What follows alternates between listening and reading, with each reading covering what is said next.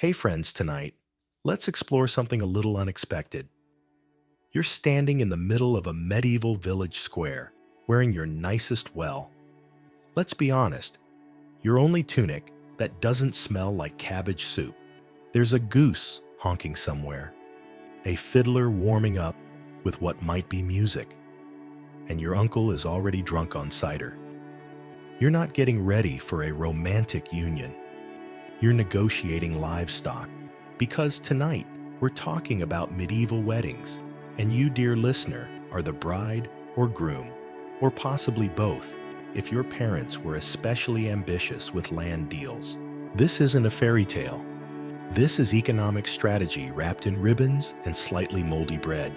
Before you relax, take a second to like and subscribe if you find value in what we share.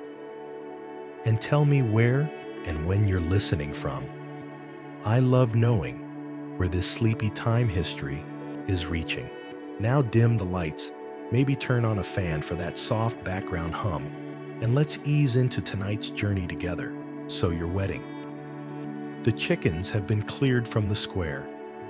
Your family has negotiated not just the guest list, but how many goats will change hands. Because in the Middle Ages, a marriage isn't a love story, it's a contract.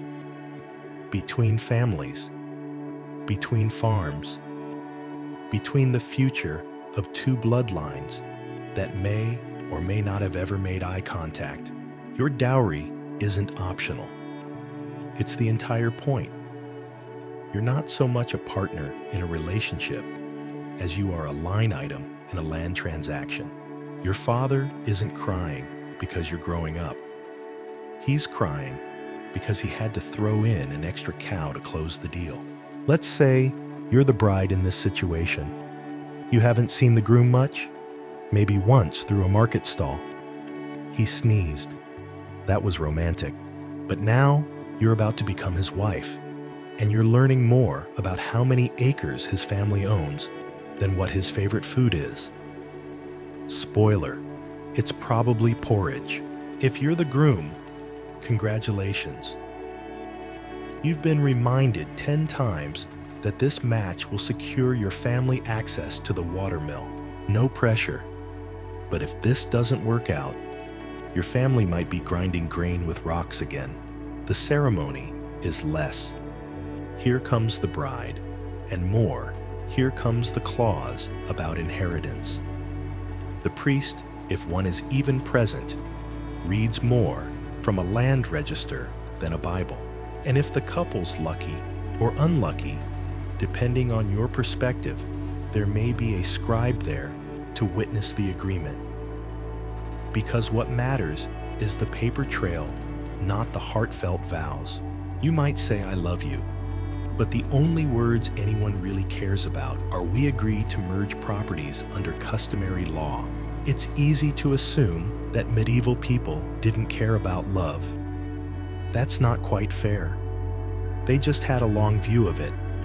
Love, ideally, would come later, after the pigs were divided and the fields plowed. And if it didn't, well, you'd still have the pigs. And here's a little historical tidbit for your pillow in 13th century France. Contracts were sometimes signed before the children involved could even talk. That's right. Little toddlers still wobbling around in linen tunics had already been pledged to marry someone else's toddler, so long as the crops didn't fail. If they did, the marriage might be renegotiated for a more drought-resistant partner. There's something incredibly practical and mildly terrifying about treating weddings like business mergers. You're not thinking about poetry. You're thinking about how many oxen you'll need to manage the extra fields. Romance exists, sure, but it wears a lot of wool and avoids eye contact. And yes, someone will say something sweet. Maybe your grandmother will whisper a blessing in your ear. Or maybe your cousin will drunkenly tell you it's all downhill from here. Either way, the sentiment is drowned out by the sound of someone loudly bartering over who gets to keep the better donkey. Oh, and don't think you can escape this by being a peasant. This wasn't just for the nobility. Peasants, too, treated marriage as survival. Marry someone who owns a share of the village oven. Excellent. You'll never lack for baked turnips. Marry someone whose father drinks too much and owes the miller grain. Bad idea. Enjoy years of debt and gossip. And in case you think the church was always involved, here's where it gets weird. For centuries, especially before the Council of Trent in the 16th century, marriages didn't even need a priest to be valid. You could get married by holding hands in a field and declaring in front of a few witnesses, "We are married now, that's it." No organ music, no floral arrangements, just two people, a couple of nosy neighbors, and a shared understanding that you'd better mean it. This led to what historians call clandestine marriages, which is a fancy way of saying people sometimes did the whole thing in secret, then tried to back out later, only to have someone say, "Actually, we saw you holding hands in that barn, and we're counting it." Is this the part where we question modern love? Or do we just lean into the blanket and imagine what our wedding would have looked like, with a backdrop of pigs and a dowry of turnips? Anyway, one academic debate that keeps scholars up late, possibly in their own medieval pajamas, is how much consent was actually involved in these contracts. Did brides have agency? Or were they simply tokens moved across a very muddy chessboard?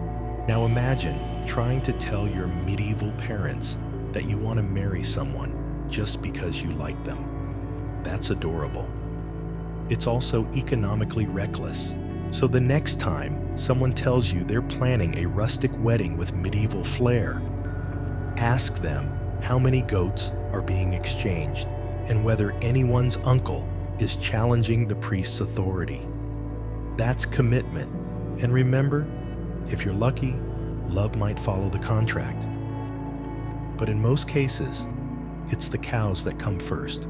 Oh, and fun fact, the word wedding comes from the Old English wedian, which literally means to pledge.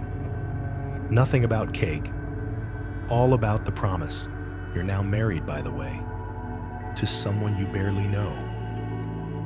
And your dowry included a sickle, 3 geese, and the moral support of your mother, who still thinks you could have done better. Sweet dreams. You wake up the day after your wedding, if you even got any sleep at all, and the first thing you hear isn't birdsong or the sound of your beloved whispering sweet nothings. It's your father-in-law shouting about grain prices. Because surprise, you're not just married, you're now a minor stakeholder in an ongoing intergenerational business arrangement, and no one asked how you feel about it. Today's theme is romance just kidding. It's arranged marriages because in medieval times, love is what you develop after the livestock is counted. Your courtship, if you can call it that, probably involved a conversation between your father and your betrothed's uncle behind a barn. You, meanwhile, were learning how to knead bread or shovel manure, both of which are excellent metaphors for your upcoming emotional journey. Marriage negotiations were less, "Do you take this person?" and more, "What can your daughter do for my irrigation problem?" If your family had any social ambition. And let's face it, ambition in the 14th century mostly involved not starving. Then your hand in marriage was a very valuable commodity. And that brings us to a delightful historical truth. You didn't even have to be old enough to understand the concept of marriage to be in one. That's right. Children were routinely engaged often before they could spell their own names. The betrothal process was so casual, it could be sealed with a handshake, or even if the mood was especially festive, a bit of shared cheese. The church technically set the age of consent at 12 for girls and 14 for boys. That doesn't mean people waited until those ages to start arranging matches. It just means those were the minimum ages for the contract to be considered spiritually binding. Because apparently, if you can survive the pox, you can survive matrimony. It's deeply uncomfortable through a modern lens. And yet in many households, no one blinked. Marrying off your preteen daughter wasn't seen as cruel. It was seen as responsible. You were securing her future, which meant making sure she'd have a roof over her head and enough potatoes to die respectably old. Now don't worry. Not all these arrangements were consummated immediately. Often the couple would live apart until they were older. But once that contract was signed, the wheels were in motion, and breaking off a betrothal could be seen as a scandal bigger than running out of beer during a harvest festival. If you were lucky, the person you were promised to might grow up to be tolerable, maybe even charming. Maybe he plays the lute. Maybe she doesn't mind your weird mole. But more often, you'd grow up next to someone out of obligation, not affection, and spend years negotiating household duties with a person who chews with their mouth open and insists they're descended from Charlemagne. A charming quirk of medieval matchmaking. Sometimes the two families forgot to inform the couple. Imagine you're a 10-year-old boy and your mother suddenly hands you a tunic with fancier embroidery than usual and says, "Don't mess this up." Her father has 2 horses. Surprise, it's your engagement day. And the oddities don't end there. One recorded case in 15th century England involved a young boy refusing to marry the girl chosen for him. His punishment: he was locked in a room with her until he changed his mind. That's not love. It's primitive hostage negotiation. Meanwhile, the bride was probably receiving some very confusing advice about obedience childbearing and what to do if her new husband liked fishing more than talking. Spoiler, the advice wasn't helpful. What's academically debated is the role of consent. While church doctrine emphasized that marriage must be between 2 willing individuals, the actual practice was, well, muddy. Local customs, economic necessity, and familial pressure all blurred the lines. Was saying yes really consent if the alternative was being disowned and living in a pig shed? Still, you might find moments of sweetness in all this. Maybe the couple forced together by political strategy found common ground over soup preferences or a shared hatred of cabbage. Love, after all, is stubborn. It can sprout in very rocky soil. And here's your peculiar detail of the night.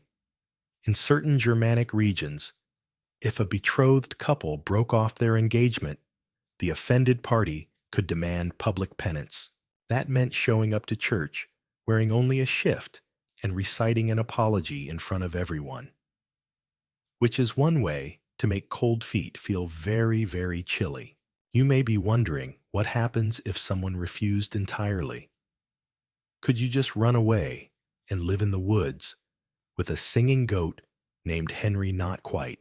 The legal structures were stacked against you. Marriage contracts were binding. Dishonoring them could damage your family's standing, and in a small medieval village, that was social suicide.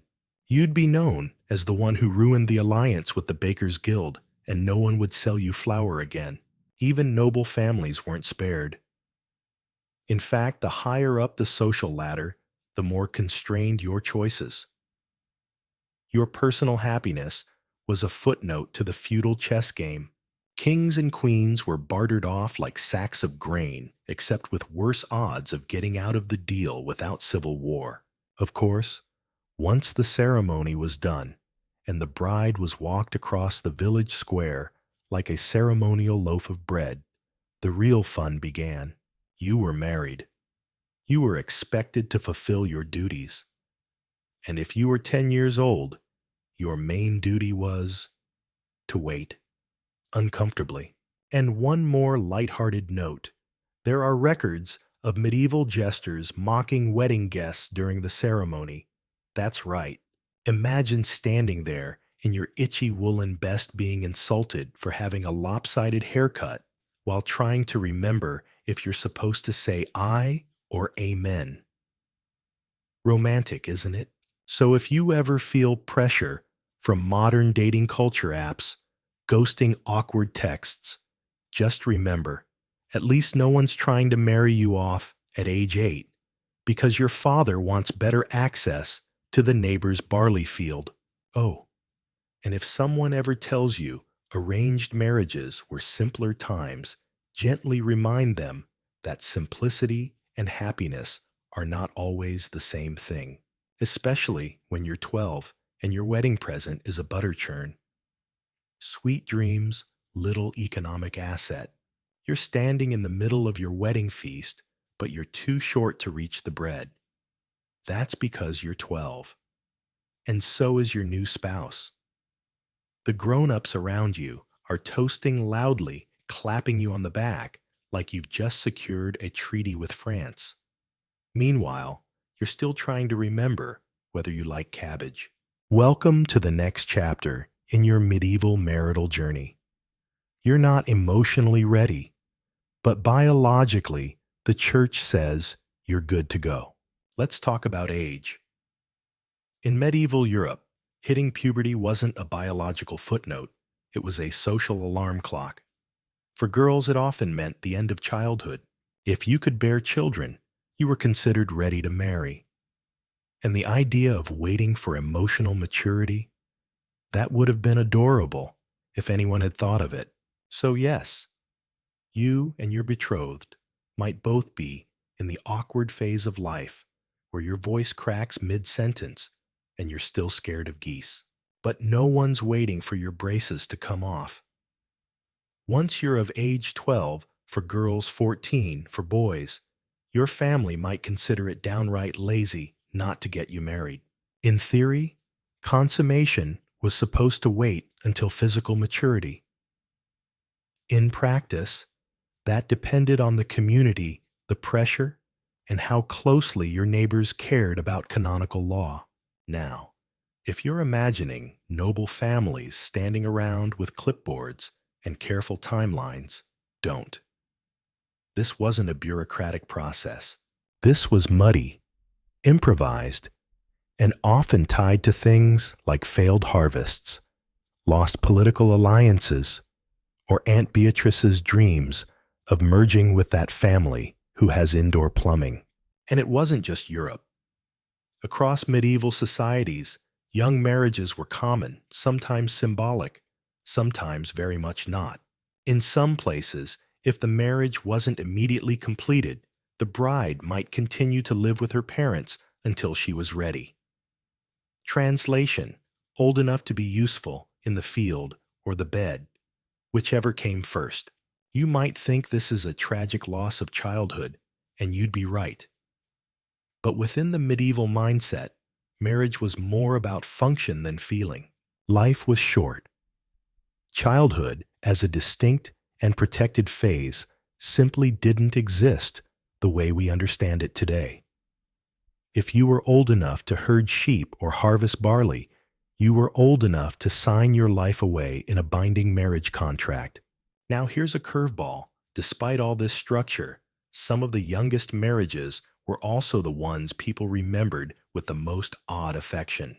Picture this: two peasant kids betrothed since age 7 grow up milking cows together, fighting over turnips, and eventually getting married at 16. They know each other better than anyone else. Was it love? Duty? Something murkier and in between? It's hard to say. But at least they didn't meet on market day and marry by sundown. This brings us to a wonderfully strange historical side note. In some communities, especially in rural areas, there were traditions where children would play wedding as practice. Sometimes these mock ceremonies were so elaborate that adults started treating them as semi-official. One recorded instance even ended in the children being declared legally betrothed. So next time you see kids playing house, Maybe check the fine print. And now, the academic question, keeping historians quietly raising eyebrows over their tea. To what extent did these early marriages reinforce patriarchal power structures, and how were they viewed by different social strata? Were peasant marriages more flexible? Did urban families allow for more consent? Or was it all just variations of the same story, but with different bread quality? If you were a peasant, your wedding might be simple: a shared loaf of bread, some witnesses, a local priest, if one was available. But even so, the pressure to start early was strong, because producing children wasn't just for joy, it was for survival. More children meant more hands meant more work, and more work meant more bread. Possibly. The nobility, meanwhile, made child marriage an international strategy. Betrothals were often set up between infants, sealed with gifts, and later awkwardly consummated between strangers who barely shared a language. It was diplomacy, but with tiny shoes. But let's not romanticize this as a simpler time. Just imagine the emotional whirlwind of being a child, whose only job yesterday was chasing geese, and whose job today is being a spouse. You don't even know how to sew, but someone's already talking about heirs. And your dowry included a blanket, half a sheep, and the moral responsibility to keep a grown man from complaining about dinner. Oh, and here's your odd but delightful trivia moment. In some regions, young brides were given wooden spoons as wedding gifts, not for cooking, though that came later, but as a symbol of womanhood. Nothing says "welcome to adulthood" quite like a splintery kitchen utensil. And if you're thinking, surely there were some love matches among young couples, there were. Just not many, and not openly encouraged. Because love was a dangerous wild card. It didn't respect land rights or inheritance charts. It didn't show up when Aunt Beatrice had already drawn a map of how the families would merge fields. So if you're 12, sitting at your wedding feast, trying not to drop your soup spoon into your lap, just remember, this wasn't supposed to be the peak of your emotional life. That would come later. Hopefully, possibly, depending on the grain taxes that year. You might one day grow to care for your spouse. You might learn to share chores, raise children, and nod silently in agreement about whose cousin smells weird. Or you might quietly drift into your own world, carving spoons and dreaming of what life might have been if you'd just married that boy who gave you the nice apple at market.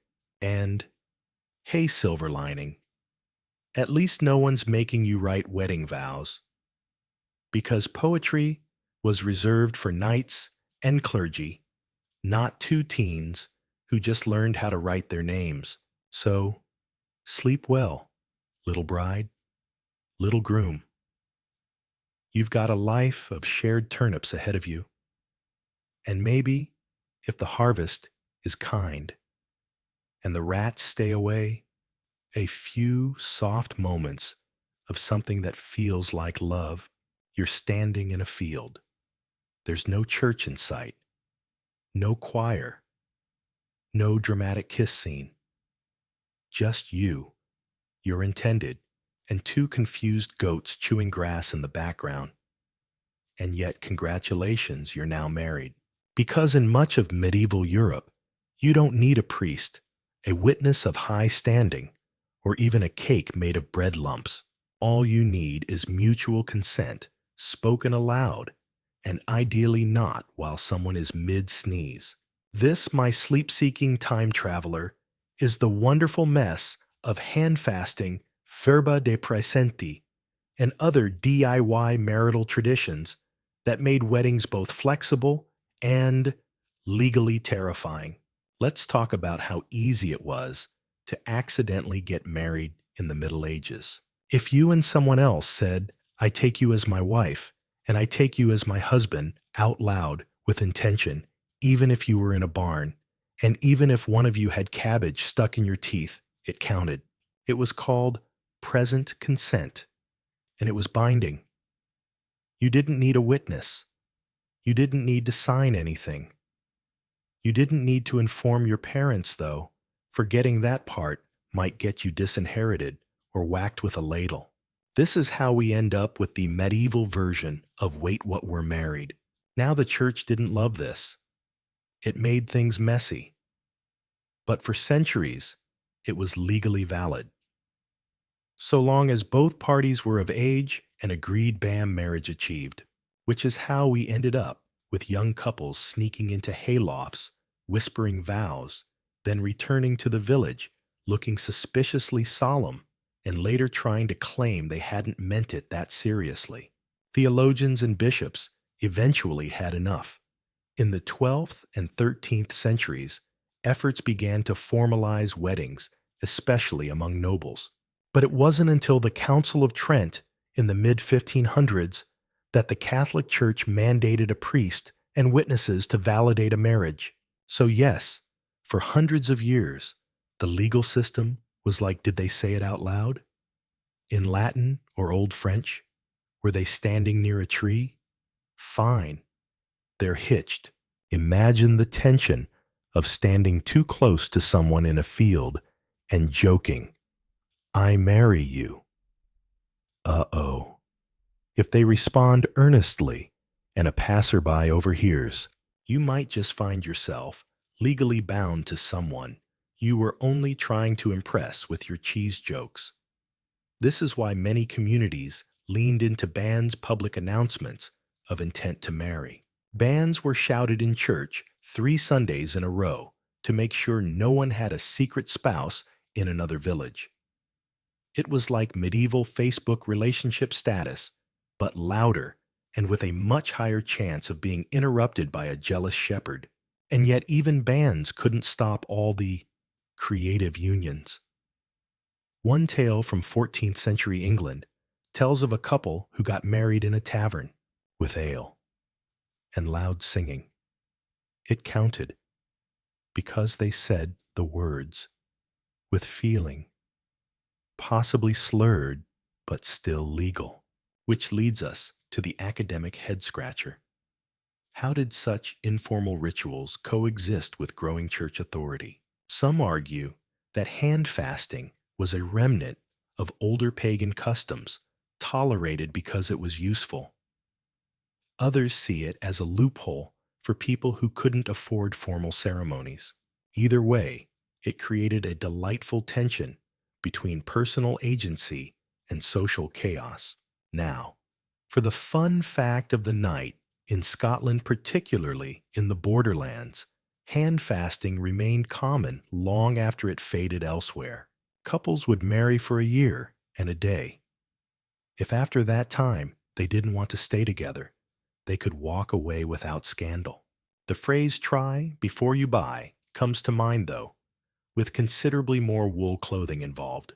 So, you're a peasant farmer with 3 goats and a bad knee.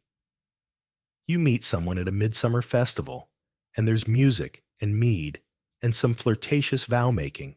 The next morning, you're technically married. Congratulations, time to start sharing turnip duties. Of course, not everyone used this loophole responsibly. Some people took advantage declaring marriage in private, then denying it when things got inconvenient. And because paper was rare and lawyers rarer, proving what had been said in a moonlit meadow was tricky business. This is where witnesses become important. Even if not legally required, having Aunt Marjorie and old Thomas the bucket maker nodding along as you spoke, your vows added legitimacy. Plus, they made excellent gossip carriers, which helped spread news of the union faster than a messenger pigeon on espresso. It also meant that breaking off such an informal union required real work. You couldn't just say, "I take it back."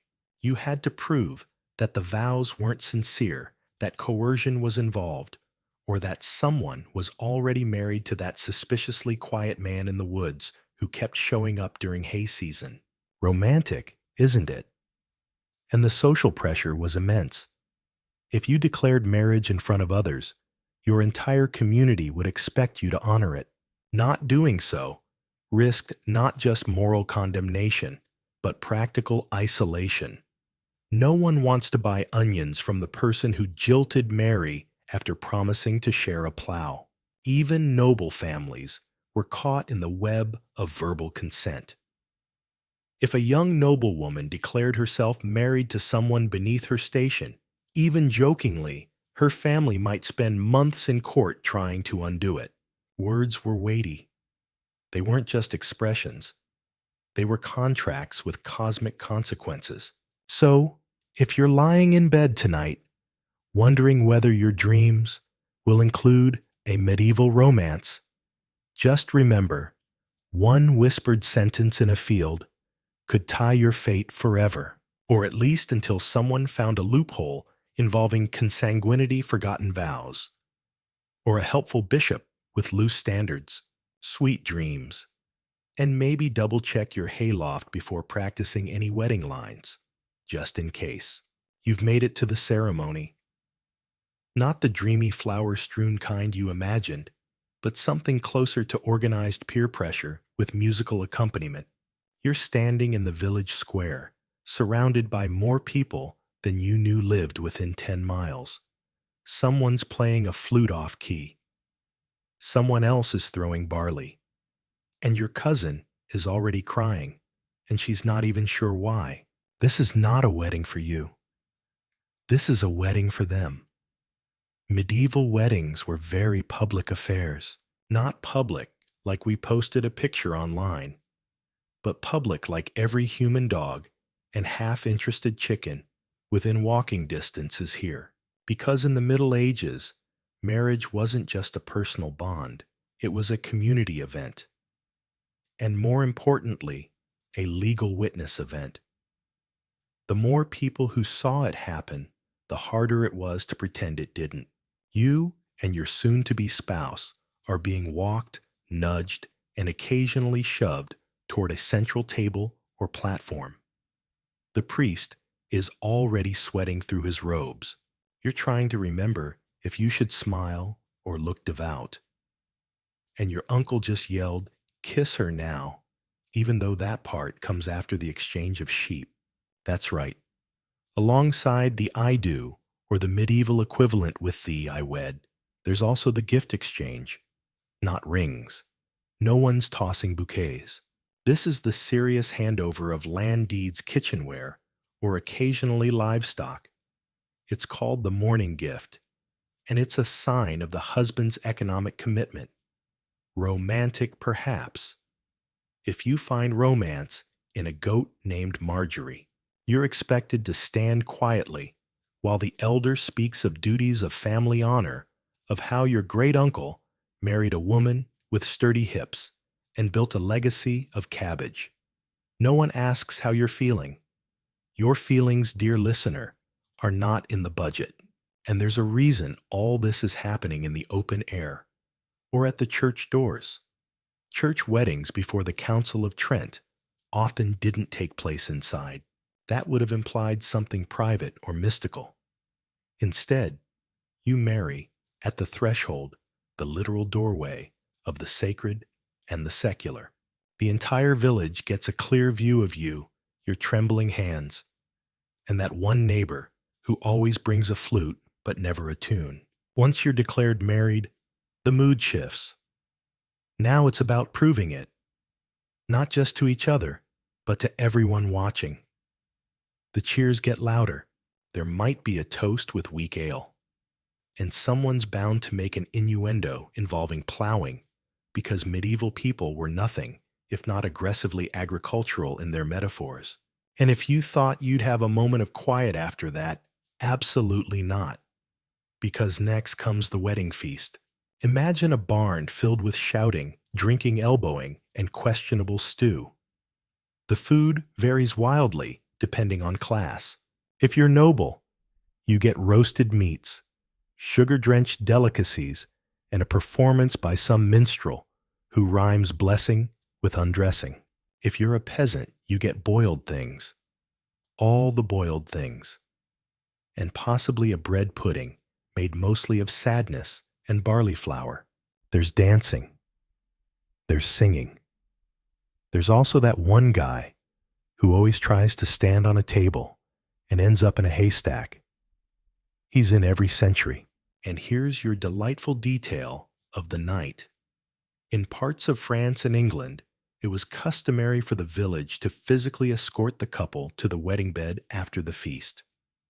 Yes, with noise, with instruments, sometimes with livestock noises, sometimes actual livestock.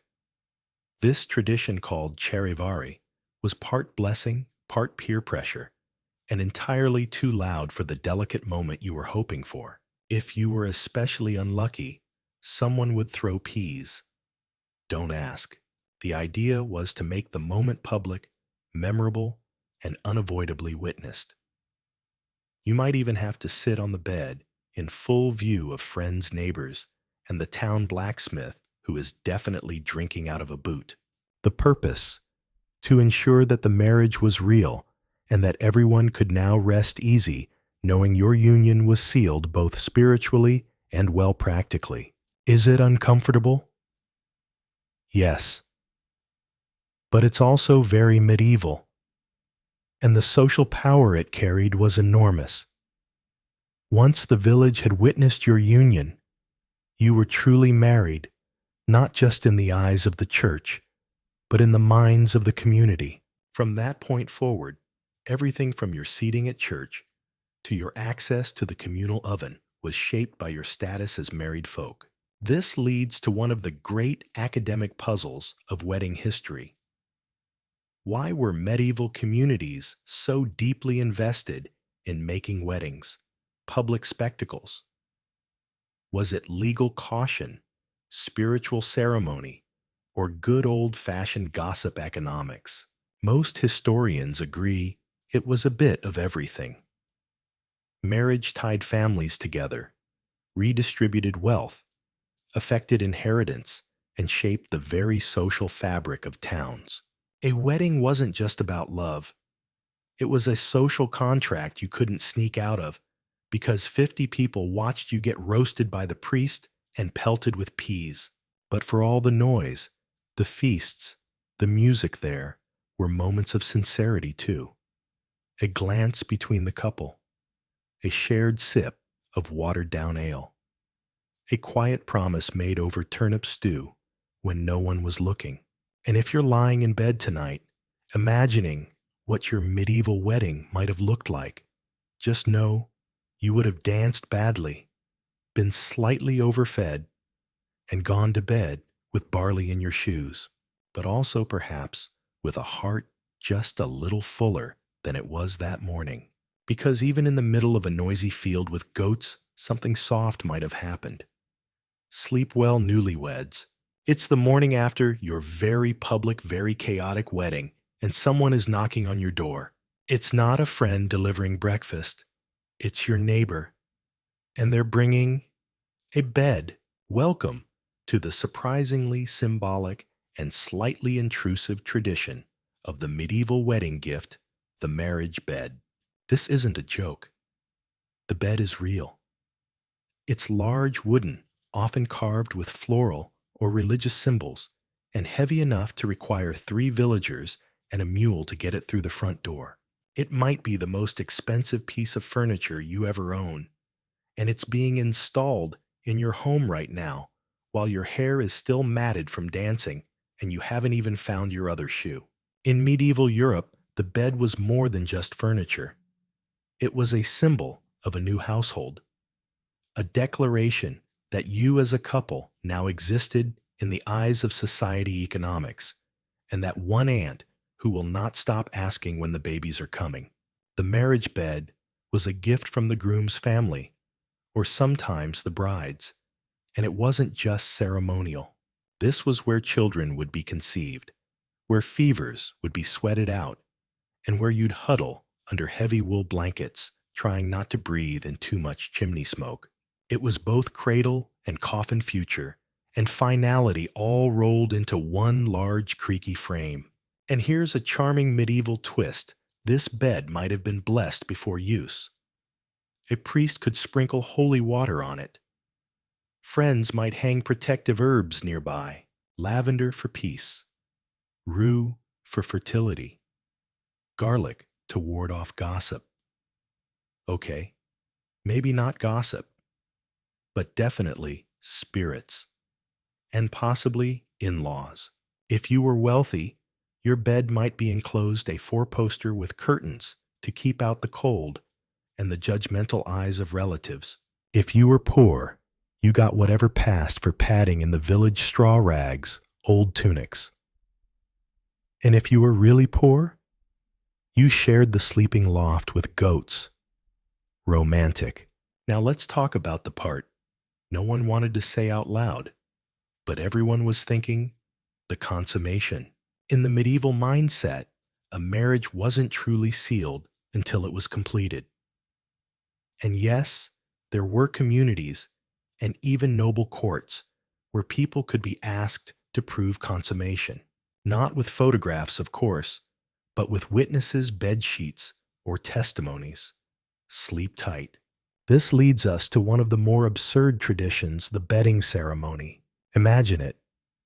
You and your new spouse are walked to your bed by a procession of friends and relatives. There's singing. There's wine. There might be a guy with a drum. You're not allowed to look too grumpy. This is a party, a bedding party. The goal is to get you two in bed under the covers and declared ready. Once you're in bed, they might tuck you in. Yes, literally tuck you in.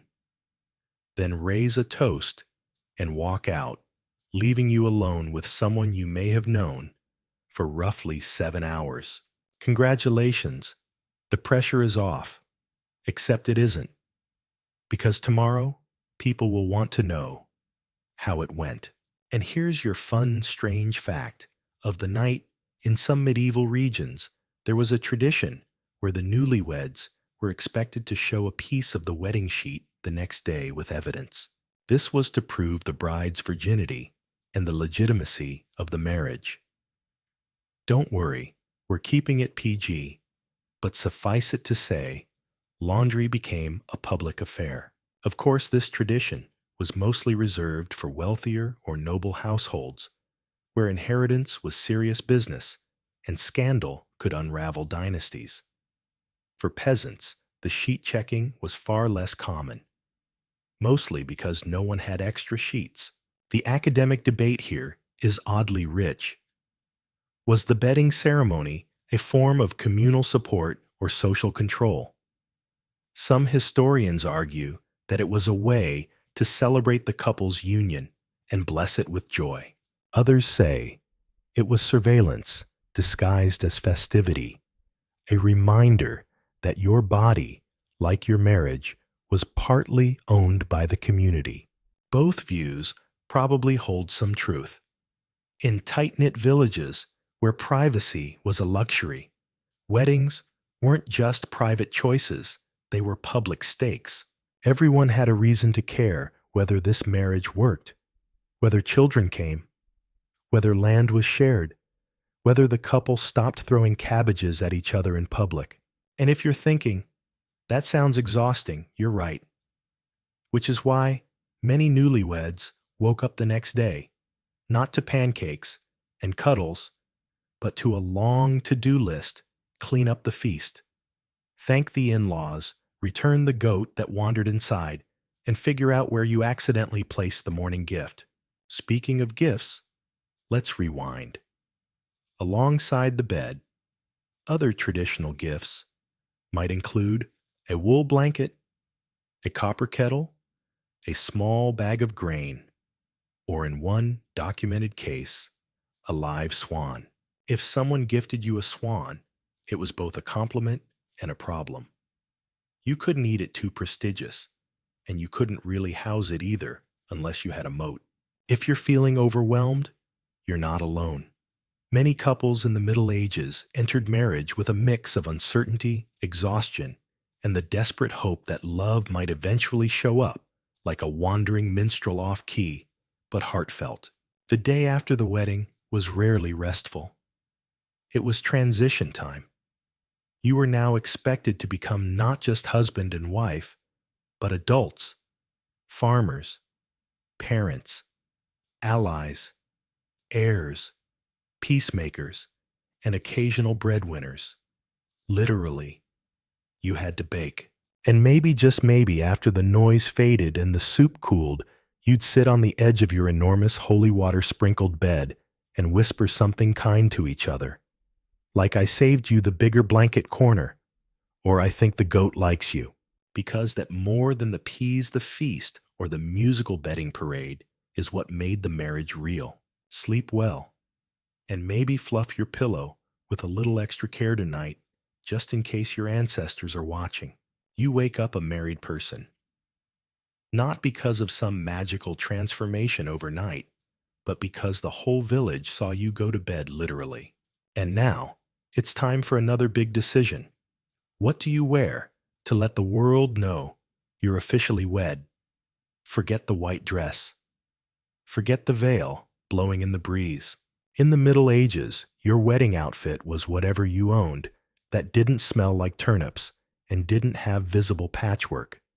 Because there was no rule book for bridal fashion, you wore your best, not your white.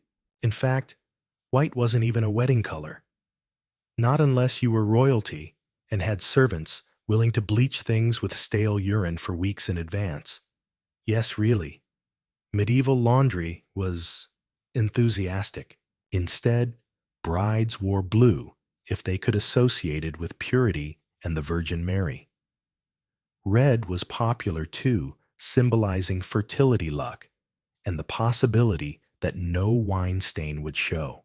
Green was youthful, gold was wealth, and if you wore black, you were either very chic or very poor. And here's the fun part. Most of your outfit might be borrowed. That's right. Cousin Matilda's good cloak, Aunt Elfrida's lace all fair game. Because marriage wasn't just a celebration, it was a group project. Everyone wanted you to look respectable, if only so they didn't have to explain your potato-stained hem to the other villagers. For grooms, things weren't much more glamorous. A clean tunic, a belt without too many cracks, and if you were fancy, a hat. Medieval hats were bold, feathered, felted, occasionally pointy. Nothing says lifelong commitment like showing up in something that looks like a pastry. And the shoes, if you had any, they were leather. If you were really special, they curled at the toes. The longer the curl, the higher the status. One nobleman reportedly had shoes so long he had to attach them to his knees with chains to walk properly. Romance meet orthopedic hazard. Now here's a curious detail that often goes overlooked. Brides didn't always wear veils. Veils were reserved for noblewomen or used in very specific regions. More often, brides wore wreaths, crowns made of herbs, flowers, or sometimes even grain. Lavender for luck, rosemary for remembrance, wheat for fertility.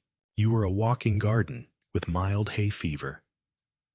And if you're imagining a slow, graceful walk down the aisle, think again. The wedding processional usually began at the bride's house, and you were escorted. And by escorted, we mean paraded through town with neighbors shouting things like "God bless you" or "Hope he doesn't snore." It was both festive and slightly overwhelming. Once at the church doors, remember, not inside, the ceremony began with hand-holding, actual hand-holding. Often the couple clasped right hands, sometimes with a ribbon or cloth draped over them, a symbolic binding. This practice survives today in the phrase "tying the knot." Except in medieval times, it wasn't metaphorical. You were literally tied. One delightful oddity: in some towns, the bride was expected to wear her hair down during the wedding, signaling virginity and youth. Married women, by contrast, wore their hair up or covered. So if you walked around with your locks loose the next week, people might whisper, "Someone's feeling very symbolic today." And what about wedding rings? They weren't always part of the ceremony. Rings existed, sure, Romans used them, and the church adopted the practice slowly, but they weren't universal. Rings were expensive, and metal was precious. If you had one, it was likely simple, unadorned, and symbolic. Some rings were inscribed with romantic phrases like, "I choose thee," or in one case, "better than nothing." If you couldn't afford a ring, you might exchange tokens: a coin, a cloth, a belt, something practical, something you could use later. A spoon, perhaps. Medieval love was frugal. But here's where the historical waters get murky. The church wanted uniformity, rituals, rules.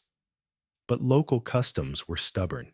A wedding in rural Cornwall might look entirely different from one in urban Paris. One might include ceremonial dancing, another, a ritual foot washing. One record from 14th century Germany mentions a groom presenting his bride with a live chicken. The text doesn't explain why. This leads to a recurring academic debate. To what extent did church doctrine shape peasant weddings, and how much did local tradition prevail? Were rural couples conforming to Christian norms, or just nodding politely while doing their own thing in the goat shed? Historians love this question because the answer is frustratingly vague. Both seem safest. The church gradually formalized marriage over centuries, but it never fully erased local flair. And so your wedding might include hymns, but also someone juggling turnips. Balance. And now, your odd fact of the night. In some Scandinavian regions, grooms were expected to fetch the bride from her family home on horseback, but not alone. He'd be accompanied by friends, a musical escort, and often armed men. Why not for protection, but to make a show? The more noise, the more masculinity. Imagine your neighbors showing up to your wedding with swords just to say, "He's really into you."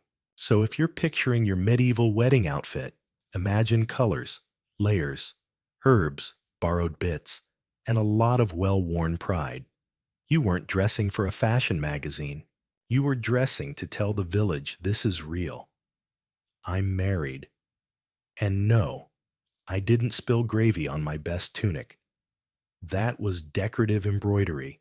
Sleep now, dear listener. Dream of rosemary, wreaths, feathered hats, and curling shoe tips that make walking impossible but love slightly more stylish.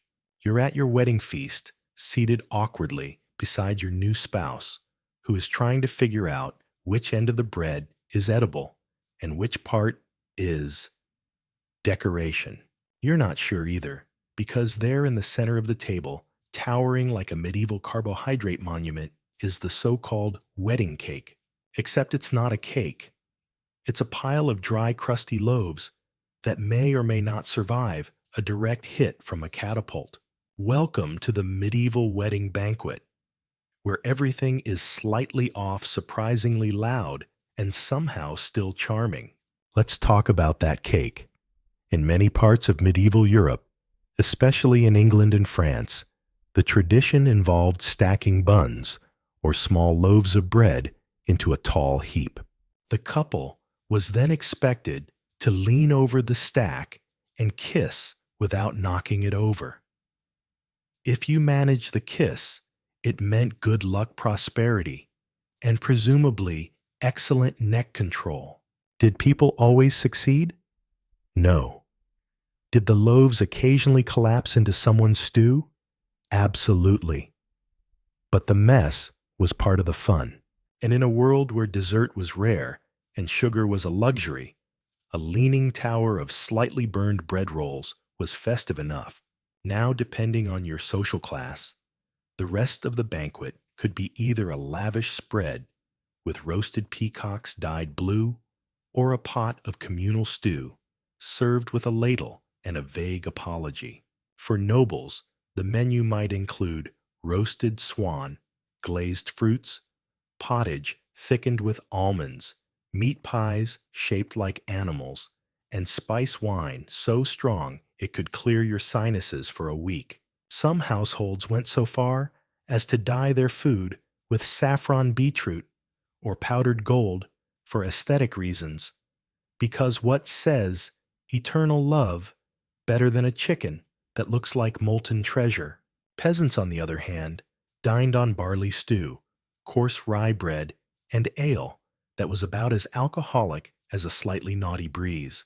If someone brought cheese, it was a special day. If there were onions, it was practically luxurious. And yet even the simplest feasts were merry. There were games, music riddles shouted across the room, and impromptu dance circles that risked turning into wrestling matches. People got competitive over who could belch the loudest. People fell off benches. Someone without fail passed out in the hay and was later mistaken for a scarecrow. One delightful tradition, the bride ale. This was a special batch of ale brewed by the bride's family and sold during the feast to help fund the new couple's life. Guests paid for it gladly. It was both a gift and a party tax.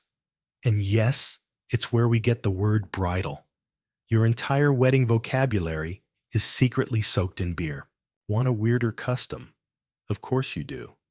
In some medieval French villages, guests would bring large joints of meat to the wedding, not as food, but as weights. After the ceremony, they'd balance these hunks of meat on the couple's backs as a test of strength and marital endurance. Because what bonds two people faster than trying not to collapse under a ham together? This brings us to the academic discussion of medieval food symbolism. Was the wedding feast simply a celebration of community, or did it carry deeper meanings, rituals of abundance, fertility, and social standing? Historians argue both sides. But one thing is clear: the feast was less about the food and more about the show. There's the moment when the newlyweds had to share a drink from the same cup, usually spiced wine or ale. It was symbolic. Sweetness shared. But if you were unlucky and your partner was clumsy, you might end up wearing half the symbolism on your sleeve. There were also toasts.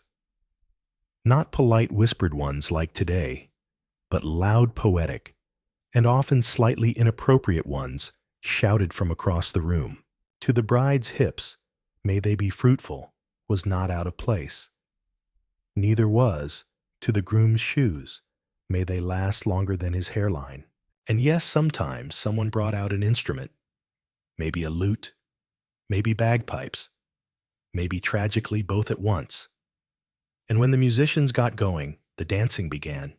Now, medieval dancing was not elegant waltzing. It was vigorous. It was sweaty. It was occasionally interrupted by livestock wandering in from outside. Circle dances were common, involving stomping, clapping, spinning, and the occasional strategic elbow. Your shoes might fly off, your dignity too. In noble weddings, entertainment could be elaborate jesters, trained dogs, dancers balancing plates on their heads. One countess allegedly hired a troupe of actors to perform a morality play about patience, which feels like a passive-aggressive message from her mother-in-law. But for most people, the entertainment was each other. Drunk uncles telling the same story for the 5th time. Children chasing each other with breadsticks. Two grandmothers comparing whose stew recipe cured fevers faster. And all this joy, the chaos, the laughter, the music served one purpose: to send the newlyweds into marriage surrounded by noise, love, and witnesses. Because again, this wasn't just a party. It was proof. The more people who celebrated your union, the more official and more lasting it became. You couldn't walk away from a marriage everyone had toasted, danced for, and possibly roasted a boar in honor of. That was the community's way of saying, we're invested now. Good luck getting out of it. And if you're wondering about dessert, yes, there was something sweet. If you were rich, maybe marzipan, molded into birds. If you were poor, maybe dried fruit, or a honeyed oat cake. And if you were lucky, someone brought out candied fennel seeds, not for flavor, for digestion. A medieval wedding was long. Your stomach needed backup. So, as you drift to sleep tonight, full of imaginary stew and covered in figurative breadcrumbs, just remember, medieval wedding feasts were imperfect, chaotic, and utterly human. And that's exactly what made them beautiful. The feast has ended. The guests are drunk. The music has turned into humming. And you're being led, not gently, not discreetly, to your bed. This is not the moment of privacy you were hoping for. It is instead a public event that somehow continues after the wedding feast, the dancing, and even after your neighbor tried to juggle 2 wheels of cheese and dislocated a shoulder. Welcome to the bedding ceremony, where intimacy meets medieval group participation. Let's begin with the essentials. In many regions of Europe during the Middle Ages, particularly among the nobility, but also in peasant communities, it was tradition for the wedding guests to escort the couple to bed, sometimes with torches, sometimes with music, always with a level of commentary that would make a modern honeymooner hide under the duvet. The bedding ceremony was often joyful, a bit rowdy, and deeply symbolic. It wasn't necessarily about watching anything explicit that's a popular myth. It was more about creating a scene, a theatrical finale to the marriage day. You were tucked into bed, like a loaf of bread going into a festive oven. Guests might throw dried flowers, sing bawdy songs, offer whispered blessings and extremely unhelpful advice. And yes, sometimes someone would throw peas. Again, we still don't know why. Once the couple was in bed, fully clothed or modestly disrobed, depending on custom, the room would empty and the door would close. Then came the silence and the pressure, and probably a great deal of awkward coughing. Why such intense public attention on a private act? Because in the medieval world, marriage wasn't fully valid until it was consummated. That meant physical proof of union. It wasn't just about emotion. It was about legality, legitimacy, and most importantly, inheritance. No consummation, no heirs, no future. At least not one that made the village tax collector happy. This is why, in noble households, witnesses were sometimes designated to confirm the couple shared a bed. In extreme cases, servants or trusted relatives were told to stay in the room behind a curtain, allegedly just to confirm the act occurred. This was less about prurience and more about paperwork. Even among commoners, there could be symbolic gestures to prove the act happened. A stained sheet, a testimony from a chambermaid, a very loud good morning, shouted with suspicious cheer. And while we won't delve into the messier examples, let's just say that medieval folks loved tangible evidence, whether it was a signed charter or a particularly crunchy feather mattress. There's a legendary case from 15th century Castile where a noblewoman's marriage was annulled because her husband refused to consummate. The court demanded he prove his capability. A trial was arranged. Yes, a literal trial by intimacy, with physicians and witnesses. And, well, Let's just say it did not end romantically. Meanwhile, back in your rustic peasant cottage, you and your new spouse are likely staring at the ceiling, wondering how long you have to wait before it's polite to fall asleep. The straw mattress creaks, the fire is dying down, and someone outside is still humming a lute tune no one asked for. And then there's the next day. If you're lucky, the next morning is quiet. You wake up, stretch, and try to forget the moment when your great aunt patted your shoulder and said, "Make us proud, dear." But if you're less lucky, or if your family is especially eager, you might face the ritual of the morning after inspection. In some communities, especially noble ones, a representative of the family, usually an older woman or a midwife, would check the sheets for signs of consummation. Yes, this was a real thing. Sometimes the proof was displayed like a proud flag. Sometimes it was quietly folded and whisked away. Either way, the message was clear: your body was now part of a legal structure. Cue the academic question. Was this scrutiny truly about morality and law? Or was it a patriarchal mechanism of control wrapped in religious symbolism? Scholars debate this endlessly. Some argue it protected women, ensuring no man could back out of a marriage without cause. Others see it as part of the system that treated women as vessels for family legacy. Maybe both are true. Maybe it depends on whether you were the bride holding your breath or the notary holding a feather quill. Still, there are records of couples who refused the public bedding ceremony altogether. They disappeared after the feast. They closed the door. They locked it. They dealt with the whispers. And sometimes those whispers turned into respect. Other times, lawsuits. Now for your delightfully strange tidbit. In parts of Scandinavia, a tradition known as bridal running saw the groom and his friends attempting to carry the bride to the house while the bride's friends tried to stop them. The success or failure of this farcical kidnapping determined who won the wedding. No word on whether the bride was consulted. And just when you thought things couldn't get more dramatic, some traditions required the groom to emerge the next morning with his shirt inside out as a signal of a successful night. Yes, your laundry skills became legal proof of virility. So if you find yourself drifting off tonight, wondering what it must have been like to get married in the Middle Ages, imagine this. You've survived the feast, the dancing, the shouting, the goats, and the bed parade. You're lying next to someone who might be a stranger, or a friend, or someone you've grown up with. And the firelight flickers across the rafters as outside the last guests stumble home under a sky full of stars and onions.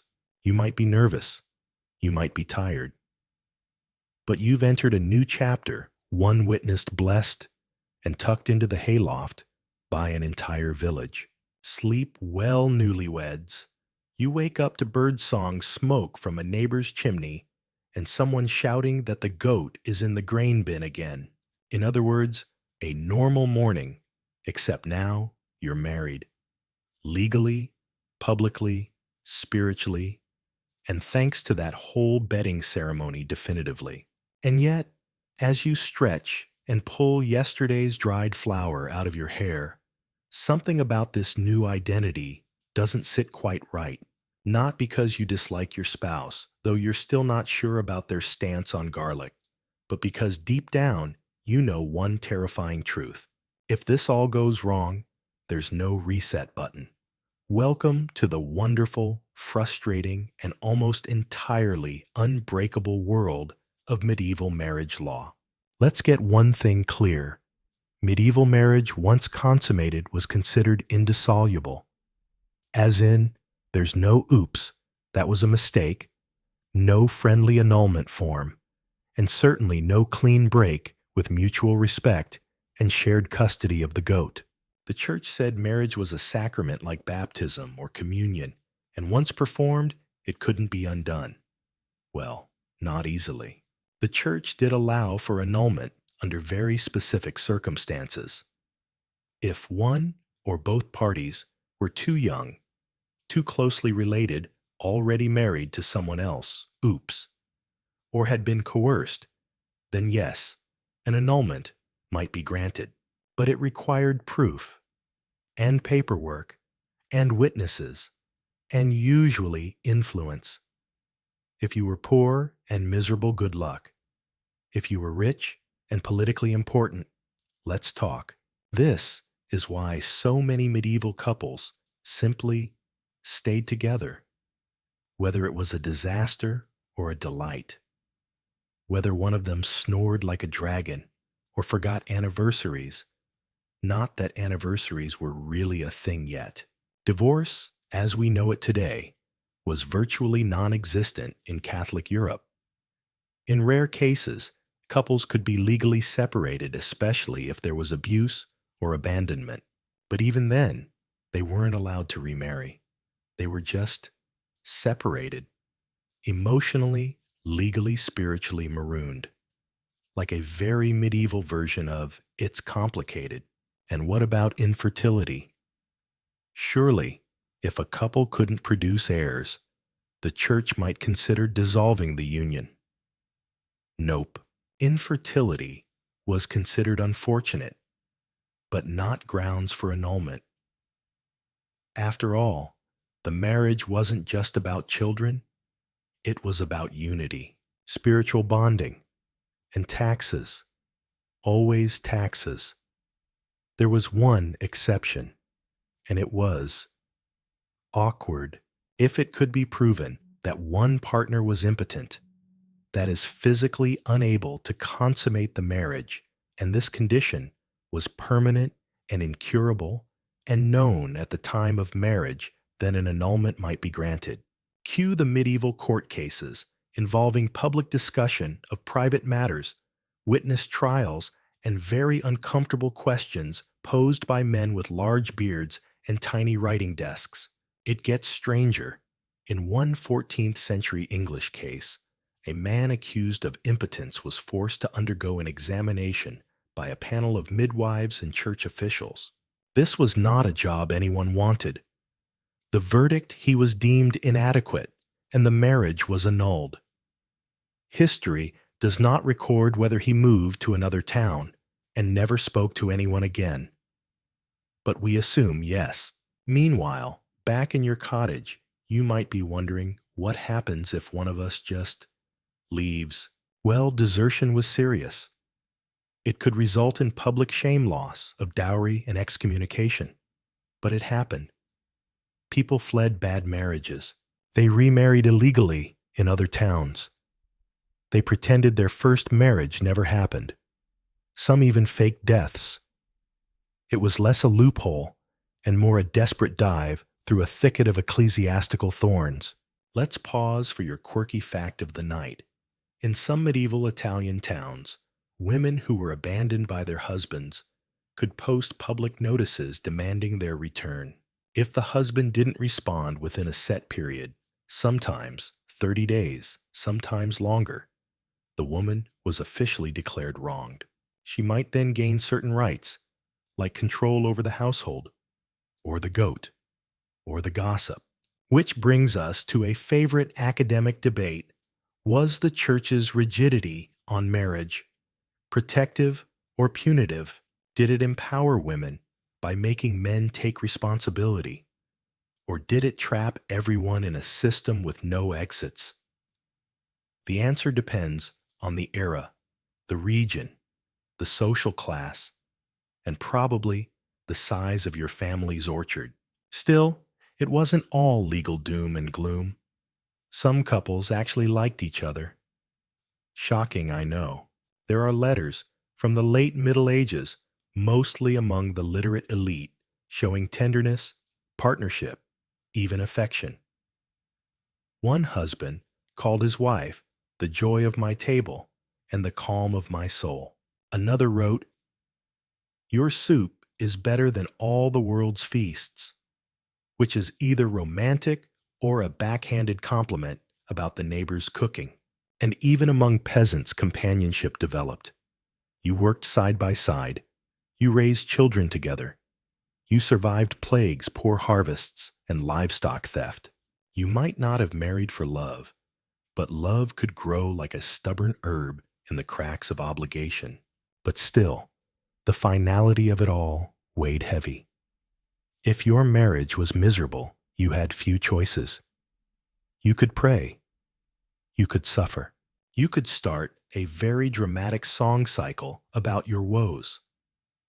Or, in extremely rare cases, you could claim the marriage was cursed by a demon and ask for ecclesiastical intervention. Results may vary. So, as you lie in bed tonight, thinking about marriage not as a romantic adventure, but as a lifelong medieval contract, imagine the courage it took to enter such a union. No safety net, no exit, just you, your spouse, and a shared hope that maybe, just maybe, you'd figure out how to live together without resorting to legal sorcery. Sleep well. And maybe check the marriage laws in your village before whispering anything binding near a haystack. You're walking through the village square a few days after your wedding, and something's changed. People nod differently. The baker calls you madam instead of girl. The priest suddenly expects you to donate candles. And your neighbor's goat won't stop staring at you, like it knows you've officially entered adulthood. This is what it means to be married in the Middle Ages. It's not just about sharing a bed or a bowl of soup. It's about stepping into a new social identity, one with privileges, expectations, and roughly double the gossip. Today, we explore what life looked like after the vows, after the feast, after the bedding ceremony, when the long, unglamorous stretch of married life truly began. Let's start with your new title. If you were a woman, you were now referred to as good wife or mistress of your household terms that sound charming until you realize they come with a job description longer than a knight's quest list. You're expected to manage the home, tend the fire, spin, thread, bake bread, make ale, raise children, preserve food, and possibly wrestle chickens. In some regions, you're also responsible for collecting dung for fuel. Marital bliss. If you were a man, you gained instant credibility. A married man was seen as stable, mature, and ready for civic responsibility. Unmarried men over a certain age were viewed with suspicion. Why hadn't they married yet? Did they have a secret? Were they cursed? Did they hate stew? Marriage was your entry pass into the full rights of adulthood. It allowed you to inherit land, participate in guilds, make business deals, and in some places, serve on village councils. Being single past your early 20s made people squint at you like you were a bit of spoiled cheese in an otherwise respectable pantry. And now for the economics. Marriage was the backbone of the local economy. Two people pooling labor and resources was a survival strategy. You worked together, she at the loom, he in the field, both in the kitchen during cabbage season. A good marriage wasn't measured in poetry or grand gestures. It was measured in firewood stacks, roof repairs, and whether you remembered to salt the fish before winter. That's why newlyweds were often given land, either from family the manor or through communal arrangements. Sometimes it was a field, sometimes a tiny hut and a promise of more. The idea was to get the couple producing children food wool taxes as quickly as possible. Speaking of children, the pressure started almost immediately. You might still be figuring out how your spouse likes their eggs, and someone's already asking, "Any news yet?" The first child wasn't just a joy, It was confirmation that the marriage was valid, that your body worked, that your inheritance line was safe, that your mother-in-law could now stop holding her breath. But while fertility was prized, the reality was more complicated. Many women gave birth frequently every year or two, but not every child survived. Infant mortality was high, maternal mortality even higher. Giving birth was risky, sacred, and terrifying. It's no wonder that prayers to saints were pinned to bedposts like spiritual insurance. Still, when things went well, marriage could become a partnership. There are records of peasant couples who ran inns together, brewed ale as a team, and even co-wrote wills where each left everything to the other should one pass during plague or poor harvest. Romance, thy name is practical estate planning. Now here's your odd detail of the night. In parts of Wales and Scotland, there were trial marriages called handfastings. Couples could live together for a year and a day. If after that time they weren't compatible, they could part ways without stigma. It was like medieval cohabitation, except with more sheep and fewer scented candles. Of course, this flexibility didn't exist everywhere. In most places, once you were married, you were in, no matter what, which meant learning to navigate conflict without the modern comforts of therapy self-help books or a long weekend away with your friends named Beatrice and red wine. Arguments were common over food chores, in-laws, goats that chewed things they shouldn't. But so were moments of peace, shelling peas together, patching clothes, tending to the same sick child. Marriage wasn't a fairy tale. It was a season, long, repetitive, with occasional surprises and occasional frost. Now the academic question: did marriage empower medieval women or trap them? On one hand, a wife could manage property, defend her family's interests, and command respect. On the other, she was often under her husband's legal authority, her freedom limited by custom and canon law. It depended on class, geography, and luck. Some women thrived, others merely endured. But let's not forget the joy. Some marriages genuinely grew into affection, a shared joke, a warm fire, a partner who brought you the better turnip without being asked. It wasn't about sweeping romance. It was about consistency, about knowing someone had your back when the roof leaked, or the baby cried, or the neighbors claimed your pig looked at them funny. Marriage was work, sacred work. Sometimes tedious, sometimes terrifying, sometimes unexpectedly sweet. So tonight, as you imagine your medieval married life, don't picture candlelit serenades or choreographed dances in castle halls. Picture soup, a creaky chair, a pair of worn shoes drying by the fire. Two people who didn't choose each other for love, but who might one day find it anyway. Sleep well, good wife, good husband, and keep the goat out of the grain. It's early morning, and you're already elbow deep in dough. Your spouse is out repairing the fence that collapsed under last night's storm. The milk is sour, the firewood is damp, and you've just remembered it's rent day. Congratulations, you're fully settled into married life. This isn't the honeymoon phase. This is the maintenance phase, medieval edition. In this part of the journey, we'll explore the rhythms of daily married life in the Middle Ages, not the romance, not the rituals, but the routines. The quiet, repetitive, back-aching, cabbage-scented work of simply surviving together. Let's start with the morning. Wives usually rose before dawn. There was dough to knead animals, to feed children, to hush, and husbands to kick out of bed if they overslept.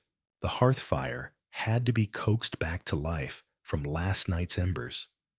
Water had to be hauled. Breakfast had to be made, which, spoiler alert, was probably porridge again. Meanwhile, husbands tended to outdoor work, plowing, harvesting, chopping wood, repairing tools, arguing with sheep. But roles weren't rigid. If a wife was strong and the goats were being especially annoying, she might handle the herding. If the husband had a flair for brewing, he might run the alehouse while she sold goods at market. And that's important. Many medieval marriages were economically cooperative. You didn't just live together, you worked together.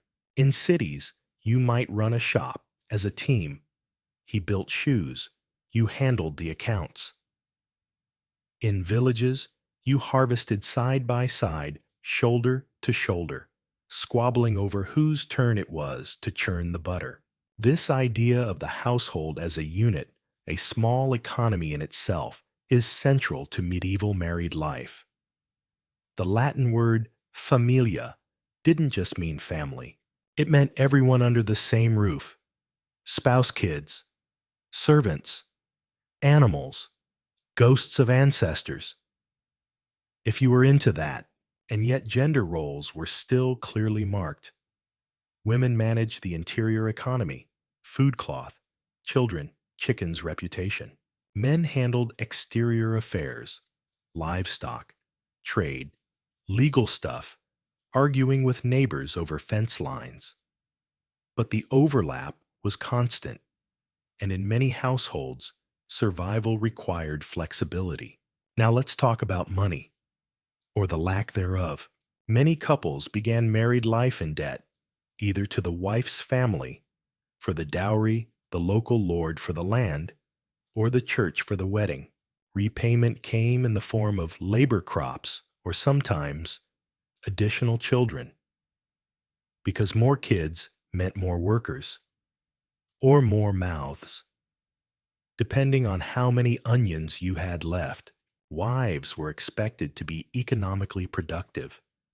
That meant spinning wool, making soap, brewing ale, or crafting small goods to sell. In some towns, a successful wife could become a brewster, seamstress, or even a merchant. But if she failed, the household might not survive the winter, which leads us to a surprising fact: many women controlled the household purse. Not because of empowerment necessarily, but because someone had to remember how many beans were left. And medieval men were not known for their bean tracking skills. Still, disputes happened about money, about work, about whose turn it was to clean up after the piglet that got into the pantry. Marriage might be sacred, but it was also full of tiny negotiations that could make or break the mood. One fascinating detail: in some regions, couples kept separate inventories of their belongings just in case. She owned the spinning wheel, he owned the plow.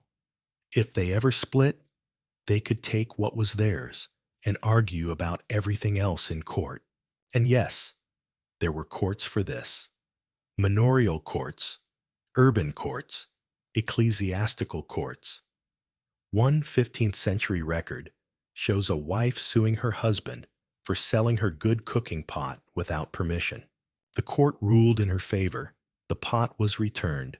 The marriage continued, possibly with slightly colder stew. Now, for your curious tidbit of the night.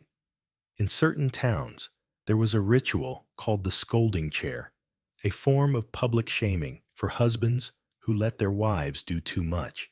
That's right. If the village felt a man wasn't pulling his weight, he could be paraded through the streets in a wheelbarrow while people banged pots and shouted. Equality? No.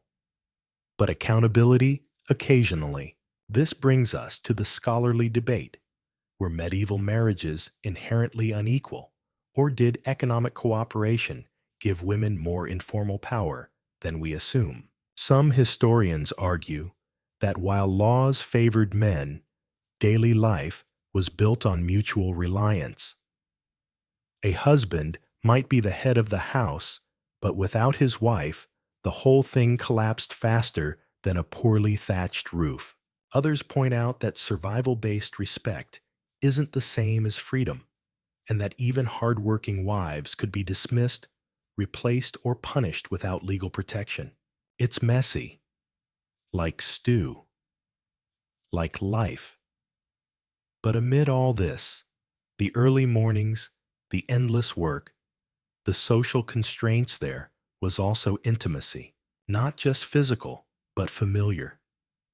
The intimacy of shared habits, of knowing exactly how your spouse likes their soup, of handing them the better blanket corner without a word, and sometimes even jokes. There are medieval love letters, scrappy, poorly spelled, but genuine, that include little teases and doodles. One husband scrawled a tiny drawing of his wife holding a spoon and wrote, "She'll beat me if I'm late for dinner." That's love. So tonight, as you drift to sleep, think of your medieval self, not as a princess in a tower or a knight in armor, but as a tired, practical spouse with flour on your sleeves and someone beside you who knows your favorite kind of turnip, because that in the end was marriage. Less about magic, more about mud. But occasionally, when the fire was right and the roof wasn't leaking, something like love did bloom between the stew pot and the spinning wheel. Sleep well, bean counter. You're sitting by the hearth sorting peas, not metaphorically literal actual peas. Your hands are rough, your back aches, and the candle's barely flickering. Your spouse is across the room darning socks or reshaping a broken bucket handle. You've been married for years. You know each other's size. You've seen the best and worst. And yet, something still catches you by surprise. Tonight, it's the wedding ring. Or more accurately, the lack of one. That's right. If you were married in the Middle Ages, odds are you didn't wear a wedding ring. Or if you did, it wasn't exactly a symbol of love eternal. It was more like a vague marker of ownership. Or, worse, of class. Let's unravel this story together. You can keep sorting peas. First off, the idea that everyone got a ring at marriage. That's modern. Very modern. In medieval Europe, wedding rings were optional at best and confusing at worst. The church didn't make them mandatory. Most villagers couldn't afford them. And even among the wealthy, their meanings were complicated. Rings had been used in Roman times, of course sometimes made of iron, symbolizing strength and permanence. But that tradition faded for centuries before being occasionally revived by the elite. When a ring did appear in a medieval ceremony, it was often slipped on by the groom as part of the betrothal, not the wedding. In other words, "Here I intend to marry you one day." This is a down payment on your future. And even when the ring was part of the ceremony, it often symbolized property, not partnership. The groom might say something like, "With this ring I thee wed," but the word wed meant I claim you as my lawful wife, not I promise to share feelings and co-parent a goose. What about the material? Oh, you'd love this. If you were rich, your ring might be gold, set with a tiny gem, possibly an emerald for fertility, or a ruby for passion.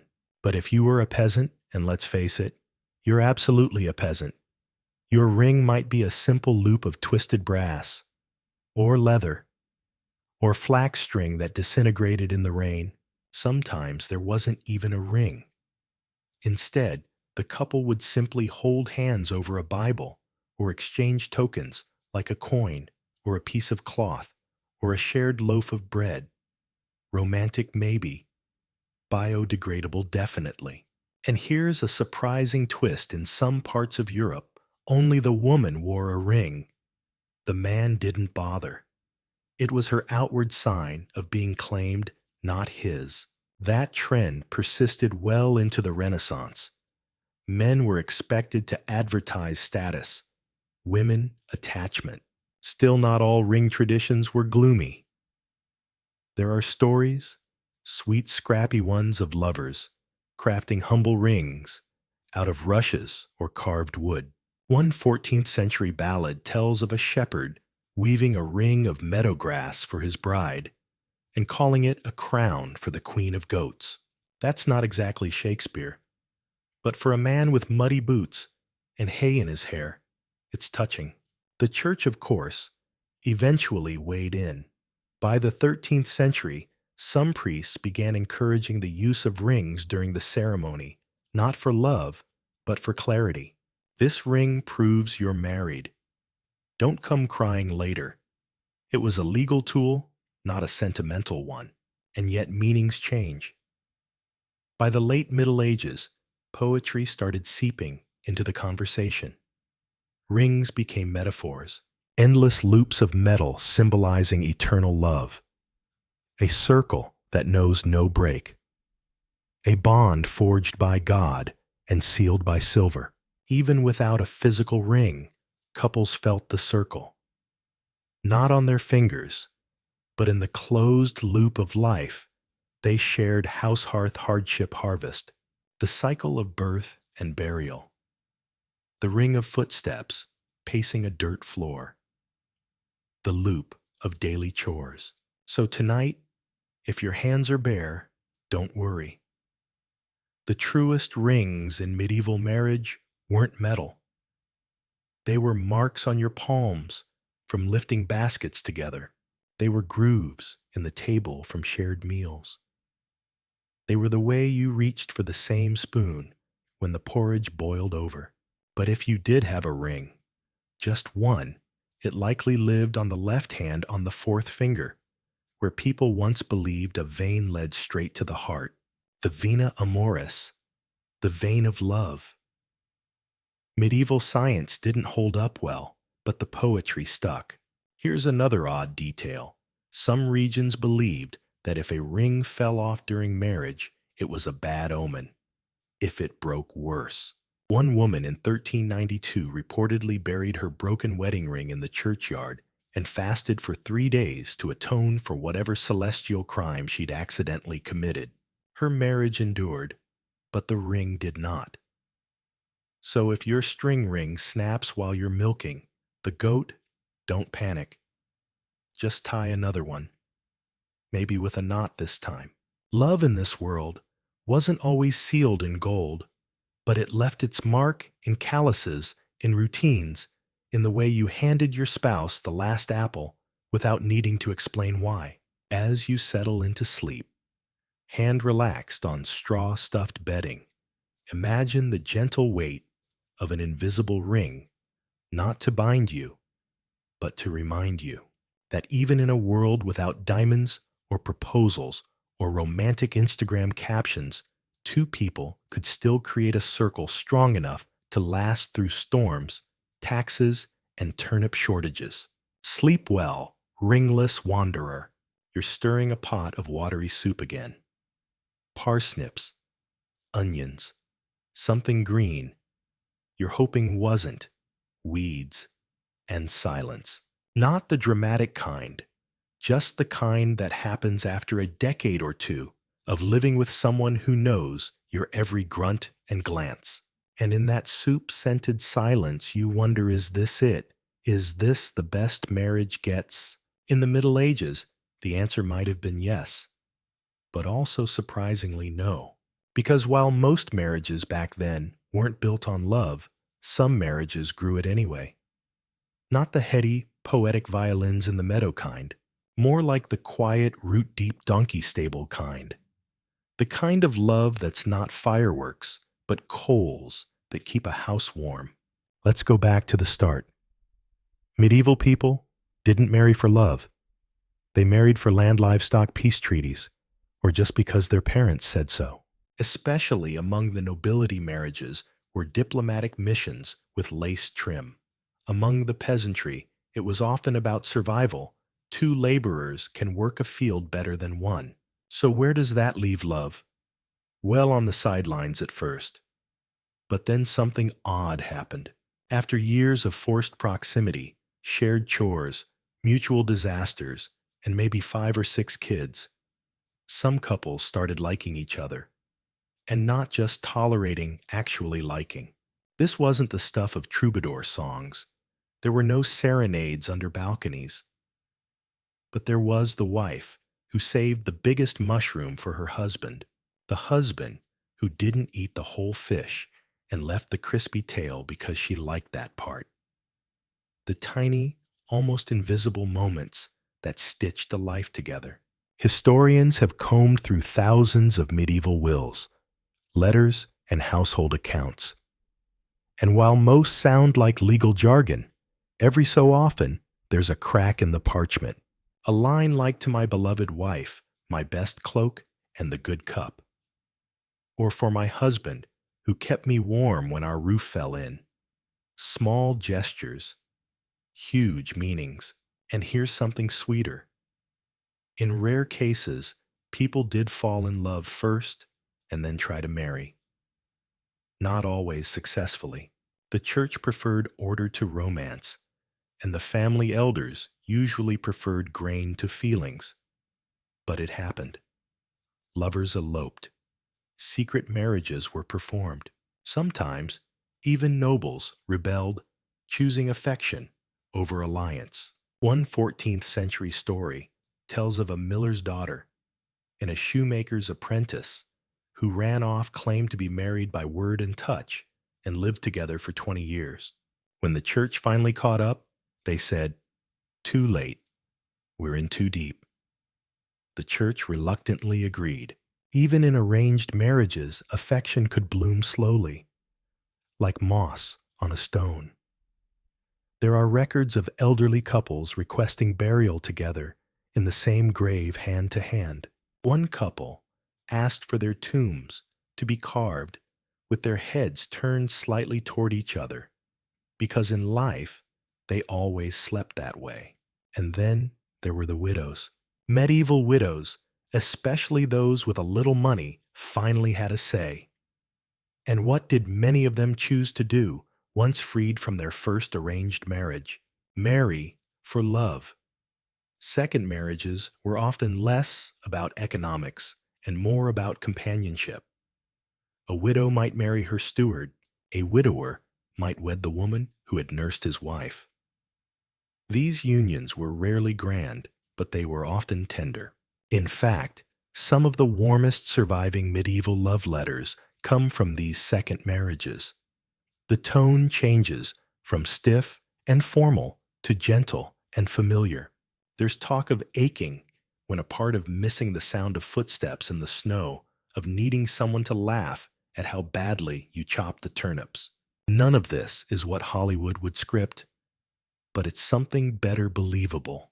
Because real medieval marriage wasn't romantic in the way we imagine, but it was human, full of flaws, adjustments, routines, and occasional joy. It was a life project, not a lightning strike. And sometimes buried under the cow dung and tax rolls, there was laughter. And maybe love. So you stir your soup. Your spouse sneezes in the other room. You mutter, "Bless you," without thinking. They respond, "Thanks," also without thinking. That's not poetry. That's partnership. And in a time where most people never got to choose whom they loved, finding affection anyway, that's downright revolutionary. Sleep tonight, knowing that even in a world of contracts, goats and grim weather love still found a way to slip in quietly, steadily, like candlelight under a crooked door. You wake up to the sound of bells. Not wedding bells, those are for the living. These are funeral bells, low, slow, deliberate. Because yes, even marriages had to end eventually. And in the Middle Ages, when you say "till death do us part," you don't mean 40 years of bickering over firewood. You might mean 5 years, or 1, or just a long winter and one bad cough.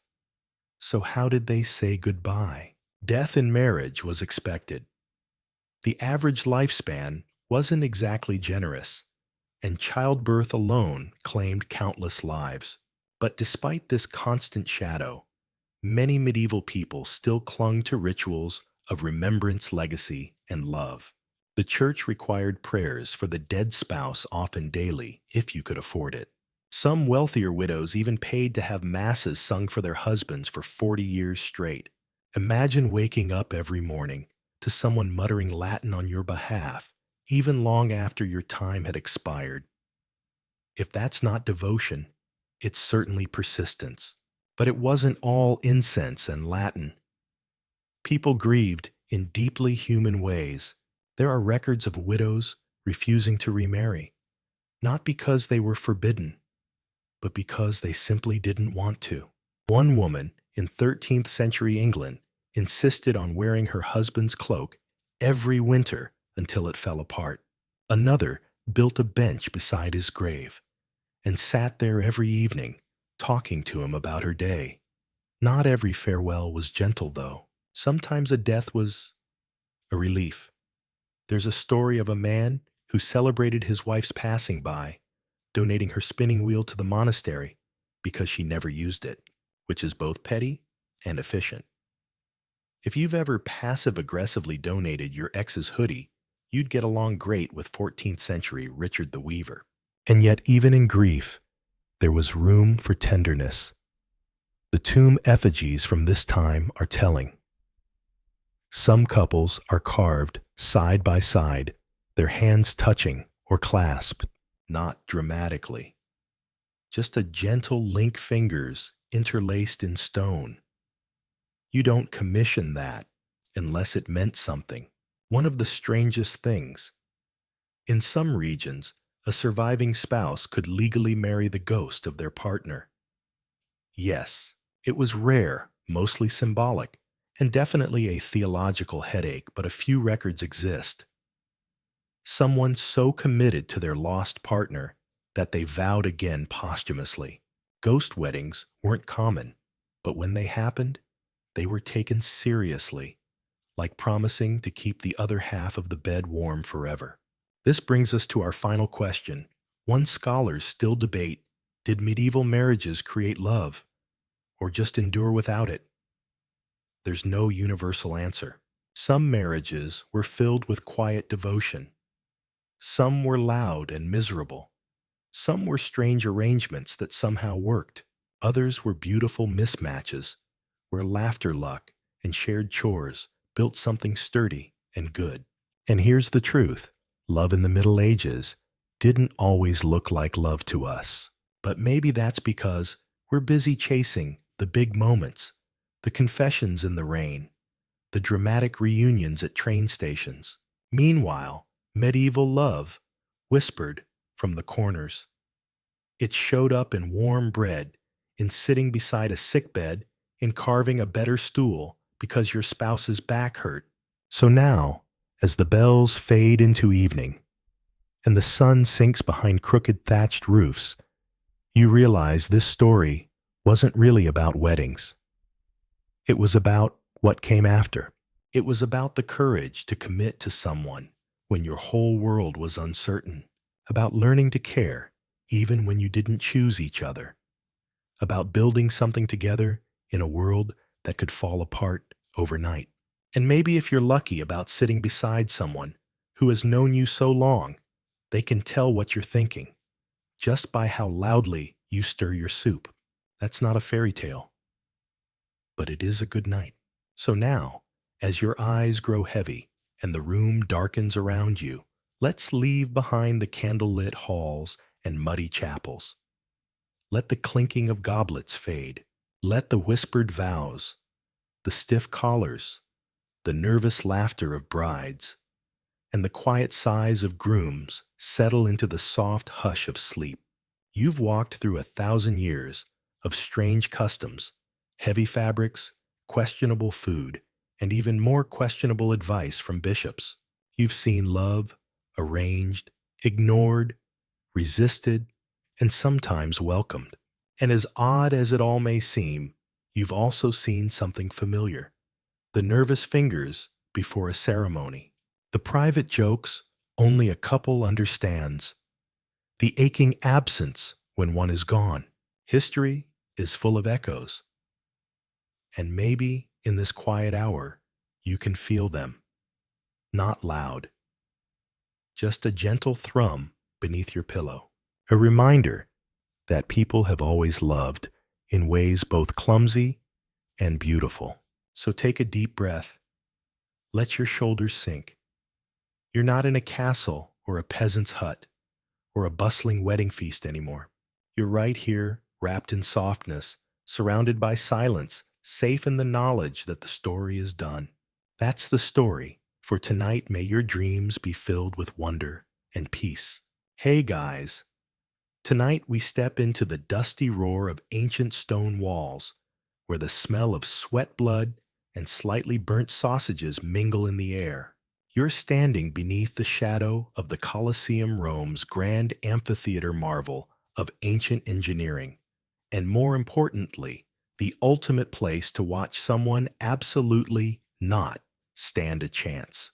You're here not as a tourist. Tonight, you're a participant, or rather, you're the warm-up act. Congratulations. So before you relax, take a second to like and subscribe if you find value in what we share. And feel free to drop your local time and where you're listening from in the comments. We love to know which part of the world is also trying to fall asleep to ancient injustice. Dim those lights, fire up a fan for that cozy background sound, and let's settle in for the journey ahead. You blink slowly as the heat presses against your face. A guard gently nudges you forward with a spear. Not a stab, more of a polite suggestion. You look down and realize that you're barefoot, wearing something that might once have been a tunic, but now functions more as a suggestion of fabric. You were told you'd be fighting a small cat today. Turns out, it's a fully grown lion named Cupcake. The odds are, let's say, not in your favor. The early matches of the Colosseum, especially those at the beginning of the day, were often filled with these sorts of mismatches. Prisoners, condemned criminals, enslaved people, or anyone the empire found inconvenient might be marched out to face wild beasts. The term for this was damnatio ad bestias, literally condemnation to the beasts. You glance around and see a man with a trident and net stretching, like he's about to go swimming. He's actually scheduled for later in the day. Right now, you're part of the appetizer round. The audience isn't even fully seated yet. Some are still finishing their wine from breakfast, which, yes, was a thing. There's a man selling roasted chestnuts. A trumpet sounds. Cupcake the lion yawns. The truth is, many of these early matches weren't meant to be fair. They weren't duels. They were executions disguised as entertainment. And sometimes, just sometimes, someone like you would survive long enough to become an actual gladiator. But that required either divine intervention or the lion suddenly deciding it was on a juice cleanse. You try to remember if you were trained for this. You remember something about not looking the lion directly in the eyes. Or was it, do look them in the eyes? It's all a blur. What you really remember is the historian Suetonius mentioning a man once cried, "I'm a Roman citizen," just before being fed to a bear. The crowd loved it. Speaking of the crowd, they're now awake. The lower ranks are filled with nobles and senators fanning themselves and placing bets. Farther up, it gets rowdier. The plebs are shouting encouragements that mostly include the phrase, "run faster." One curious detail about these unfair matches: occasionally, the condemned would be given some form of defense. A short stick, a bag over the head of the animal, a distraction like a juggler in the corner. None of these were effective, but they did offer a pretense of sport, and that was the entire point. The Colosseum wasn't just a murder theater. It was a moral murder theater, a place where justice could be seen to happen, even if it really didn't. If you were sentenced to die, Why not give the audience something to chew on while they sip their watered wine? You take one step forward. The lion blinks at you lazily. For a moment, there's a strange peace. Maybe Cupcake is full. Maybe she had a rough night and isn't up for mauling right now. Maybe you smell like boiled cabbage and fear which isn't her favorite. And then someone throws a drumstick at her from the stands. Cupcake perks up. Here's your historical fact of the night. Damnatio ad bestias was often used not just as punishment, but as deterrent. Watching someone get torn apart by a panther made tax fraud seem suddenly less appealing. A quirky aside, sometimes exotic animals would arrive late or be too sleepy to perform. There are records of audience members booing a rhinoceros that simply refused to charge. And the scholarly debate. There's still argument among historians about just how often these matches occurred and whether some were symbolic rather than lethal. Some believe many accounts were exaggerated to fit Roman propaganda needs. But tonight, it sure doesn't feel exaggerated to you. Oh. And did we mention there were intermissions? Yes. After a good bout of casual mauling, there'd be a musical number, or poetry reading, or maybe a mime reenacting the death you just witnessed. Roman culture was, if nothing else, committed to variety. As Cupcake inches closer, you consider your options. Run, freeze attempt, small talk, and just as you inhale, a net drops. Not on you, on the lion. It seems the crowd has decided you're more amusing alive. For now, you're standing on the hot sand of the arena where the sun beats down on the heavy iron armor of a man. But not you. You look back at yourself. In your hands, you hold a wooden shield, smaller than a dinner plate, and a sword as dull as a broken butter knife. The man across from you holds a double-headed spear, a hooked net, and looks like he's had a good night's sleep before the fight. You're given a sip of water and a pat on the shoulder from the steward as if you're about to go to the dentist. This isn't a fight. It's an unfair spectacle staged under the guise of playing for prizes. In ancient Rome, not everyone was given an equivalent set of weapons. In fact, the matchmaking was more about entertainment than sport. A gladiator was often put at a clear disadvantage just to get a view from the audience. There was an entire genre called andabatai, where gladiators fought, with helmets that had no viewports. That's right, blindfolded. While the other could spin around like La La Land with a 180-degree field of view. You can imagine the excitement as the audience cheered, not for skill, but because one of the two had just gone off course and hit himself on a post. Some accounts suggest there were even death-faster contests in which the loser was allowed to lose outright if the fall was dramatic enough. An interesting, or rather odd twist, was the concept of venaciones animal fights. In these, the gladiators were sometimes armed with nothing more than a long wooden spear and a mumbled prayer. These people not trained like gladiators were often prisoners or slaves. One of them may have been a baker. It's strange, isn't it, that a society renowned for its architecture and law would consider baker versus lion a form of weekend entertainment.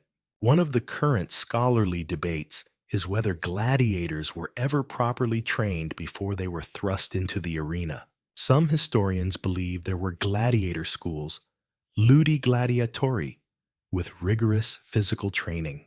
But the asymmetrical, ill-equipped matches suggest that either the system was for fighting cocks, or like any modern gym, there was a discriminatory package. You continue to move in the sand. The person opposite you has done a balletic turn. You tilt your head back to look up at the bleachers where a group of grape eaters are, and the emperor is probably dozing. You think if you don't have weapons, at least give me some shoes. But no, you're barefoot, and your toe just stepped on an old bone. If there's any justice, it's injustice that's distributed equally to those less fortunate than you. And you won't be the last person holding a wooden knife to face a man with a double-edged axe. At the end of the episode, you suddenly see someone tripping, and the audience applauds like it's a circus. Perhaps the only thing sharpened here is the crowd's sense of humor. 3 light things to help you sleep better. There were no laws against cheating in sports in the Roman era because cheating was the rule. Some helmets had fish heads just to make the audience laugh. And yes, a gladiator was once defeated by a big angry chicken. True story. Written, armed to the teeth, or not at all, you are handed a stick. It is not sharp. It is not heavy. It is not special in any way. It is, in fact, the kind of stick you might use to stir soup or poke at something questionable in a pile of leaves. This is your weapon. You look at the man across from you. He is holding a sword, a real one. It shines in the sun. He knows how to use it. His arms are scarred from past fights, and his expression says he has already imagined 27 ways to end this match. You, on the other hand, have a stick, and a vague feeling that someone somewhere is playing a very long, very cruel joke. Welcome to the lesser-known matches of the Roman Colosseum, where the question wasn't who will win, but rather, will they even let him try? Contrary to popular belief, not all combatants in the Colosseum were given weapons. Or, if they were, those weapons were chosen less for effectiveness and more for aesthetic contrast. Sometimes it was wooden clubs. Sometimes it was nets. Sometimes it was just their bare hands. You could be armed with a torch, a pan, a bag of flour. Yes, really. There are records vague theatrical and possibly exaggerated that describe fighters being given the most ridiculous objects simply to enhance the drama. The idea was never fairness. It was drama, tension, a visual imbalance that would make the crowd lean forward bread halfway to their mouths, eyes wide. Because what's more exciting than a trained gladiator facing another trained gladiator? A trained gladiator facing a barefoot poet with a pillow and a prayer. The Romans even had different categories for these matches. A secutor might face a retiarius, a net and trident fighter, whose whole job was to run around and try not to die.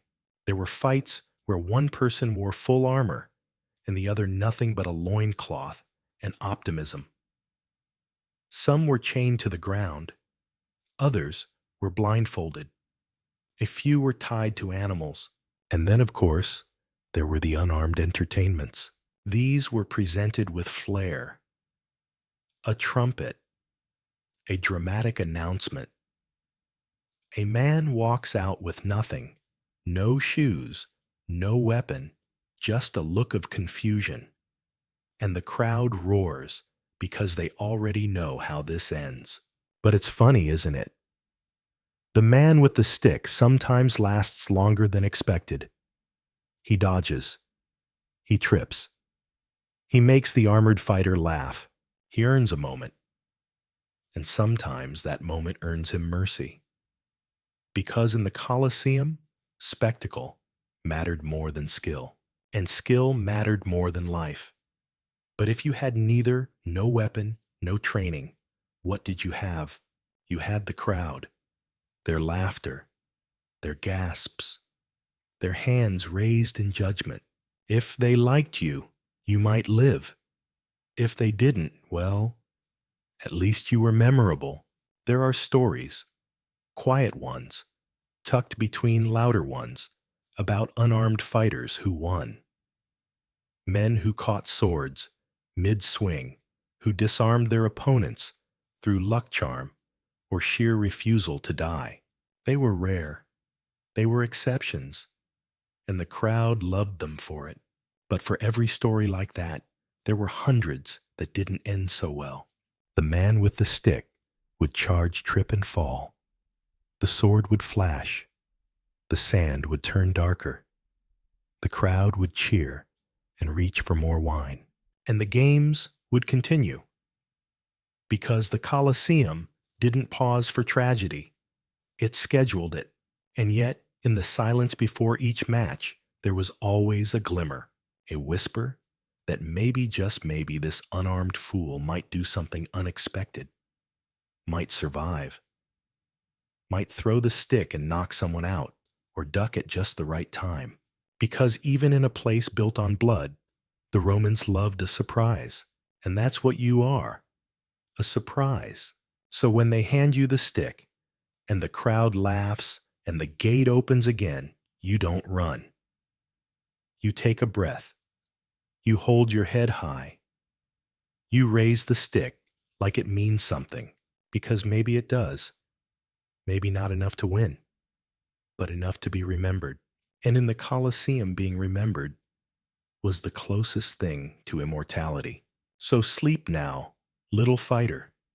Your hands are empty, but your heart is not. The sand will forget you, but the sky might not. You were just reading a poem. You were on a small stage reciting verse to a politely bored audience. Your toga was freshly washed.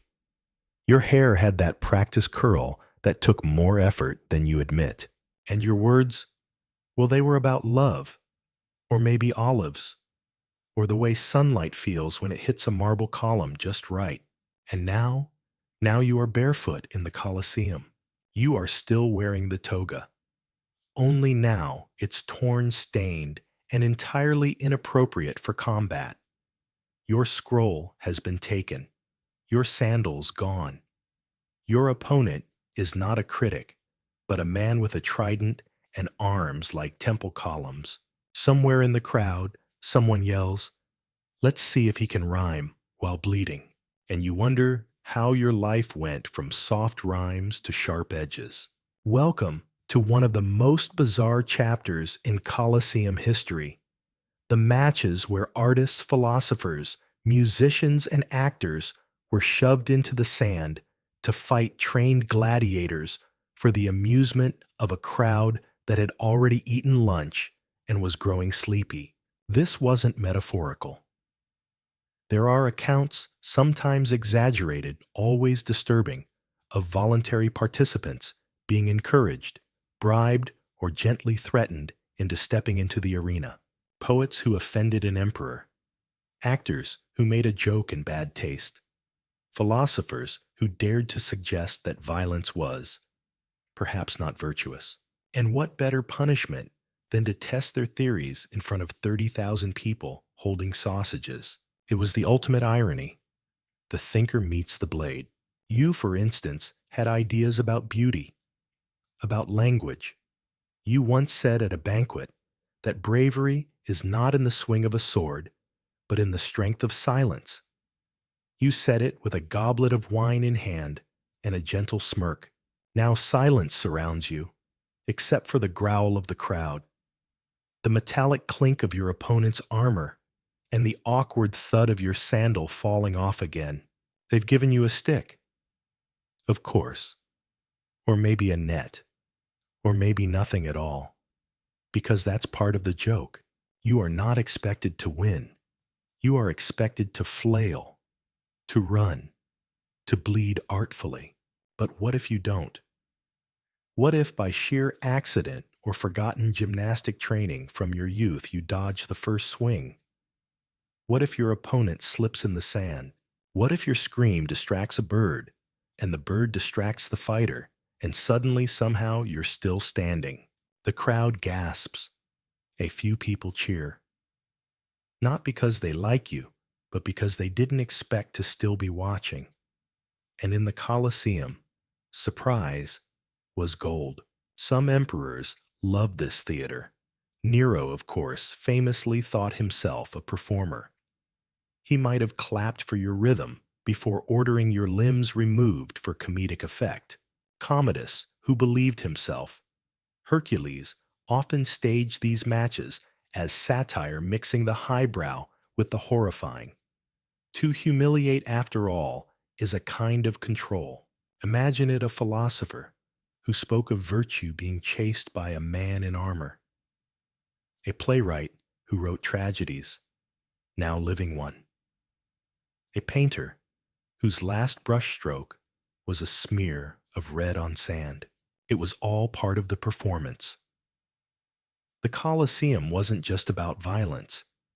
It was about categories collapsing, roles reversing, a kind of cosmic joke where knowledge and elegance were stripped down weaponless and fed to the same hunger as any condemned thief. You were not a man anymore. You were a message, a warning maybe, to the next poet who got too clever. A little reminder that Rome adored beauty, but worshipped power. And in the hierarchy of entertainment, your suffering was punchline and punctuation. Still, maybe you get one last line, one moment. You pick up a handful of sand, you hold it to your chest, and you say, "This is the poem I leave behind," and then you throw it in your opponent's eyes and run. You don't get far, but someone in the crowd laughs. A child repeats your final words. Somewhere, someone writes it down. And in a world where legacy is written in blood, and irony, that's as close to immortality as you'll ever get. Now close your eyes, sweet orator. The crowd fades. The sand cools. The words linger. That's the story for tonight. May your dreams be filled with wonder and peace. Fighting the clock and losing. You're already tired. And the fight hasn't even started yet. You've been standing in the sun for an hour. Your helmet is slightly too tight, pinching your ears. The sword they gave you is heavy, not in a dramatic, heroic way, but in a "your wrist will regret this tomorrow" way. And the sand beneath your feet feels like someone spilled a pot of hot soup and stirred it with your toes. You glance at your opponent. He looks tired, too. He's leaning on his shield like it's a park bench. You make eye contact. You both shrug. There's a kind of unspoken agreement this isn't going to be quick, because this is a lunchtime match. Not for you, of course. You don't get lunch, but for them. The crowd. The senators. The nobles. The ones in the marble boxes, fanned by slaves and stuffed with grapes. They're hungry. Not for blood, at least not yet. For snacks. For entertainment that doesn't interrupt chewing. You are their appetizer. And so begins one of the most exhausting, absurd, and poorly paced types of Roman entertainment, the drawn-out match. Not fast, not brutal, just long. Hours long. Imagine fencing underwater. Imagine playing tag in molasses. That's what it feels like to fight slowly and purposefully, while people in the stands sip wine and rate your movements like it's interpretive dance. You're not allowed to just stab and move on. That's too efficient. No. The crowd wants drama. They want you to circle, to faint, to monologue if you can, to make the whole thing feel like a story, complete with a confusing middle and a climax that arrives sometime between the fish course and dessert. It wasn't just about who won. It was about how long you could draw it out. In fact, some gladiators were explicitly trained not to kill too quickly. Too fast was a problem. You might be punished for ending a match before the nobleman's daughter finished her stuffed dormice. Your survival could depend not on skill, but on timing. So you learn to fall, to dodge in wide sweeping arcs, to slash the air near someone's elbow without touching them just enough to make the crowd go, ooh, and then you reset again and again and again. You start to sweat, not from fear, but from boredom. Your opponent mouths something to you. It might be, "Do we go now?" You shake your head. The emperor is still eating. You both sigh. Some of the longest recorded matches in Roman history went on for hours. Some were essentially stage plays with weapons.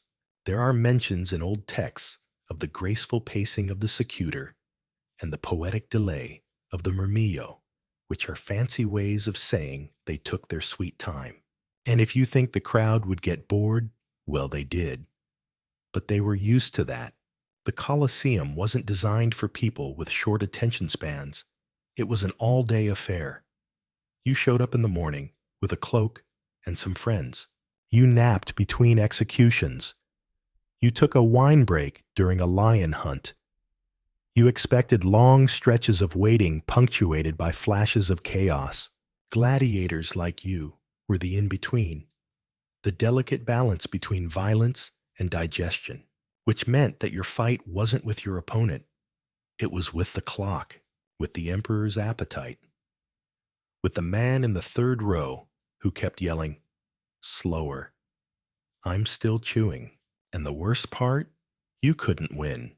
Because even if you won the match, if you survived, if you fought well, you might be booed for rushing, or mocked for being too flashy, or killed anyway, because someone spilled wine on their tunic and took it out on you. There are stories of fighters being executed not for losing, but for being unsatisfying. A bad performance, a dull fight.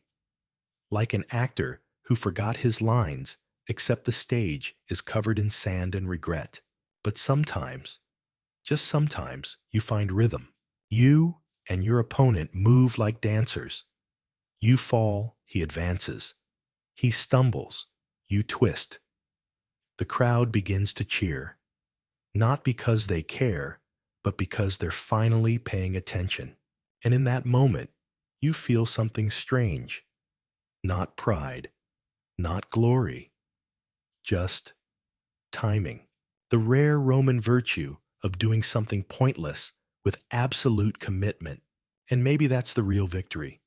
Not surviving, not killing, but turning a battle into background music for a senator's second glass of wine.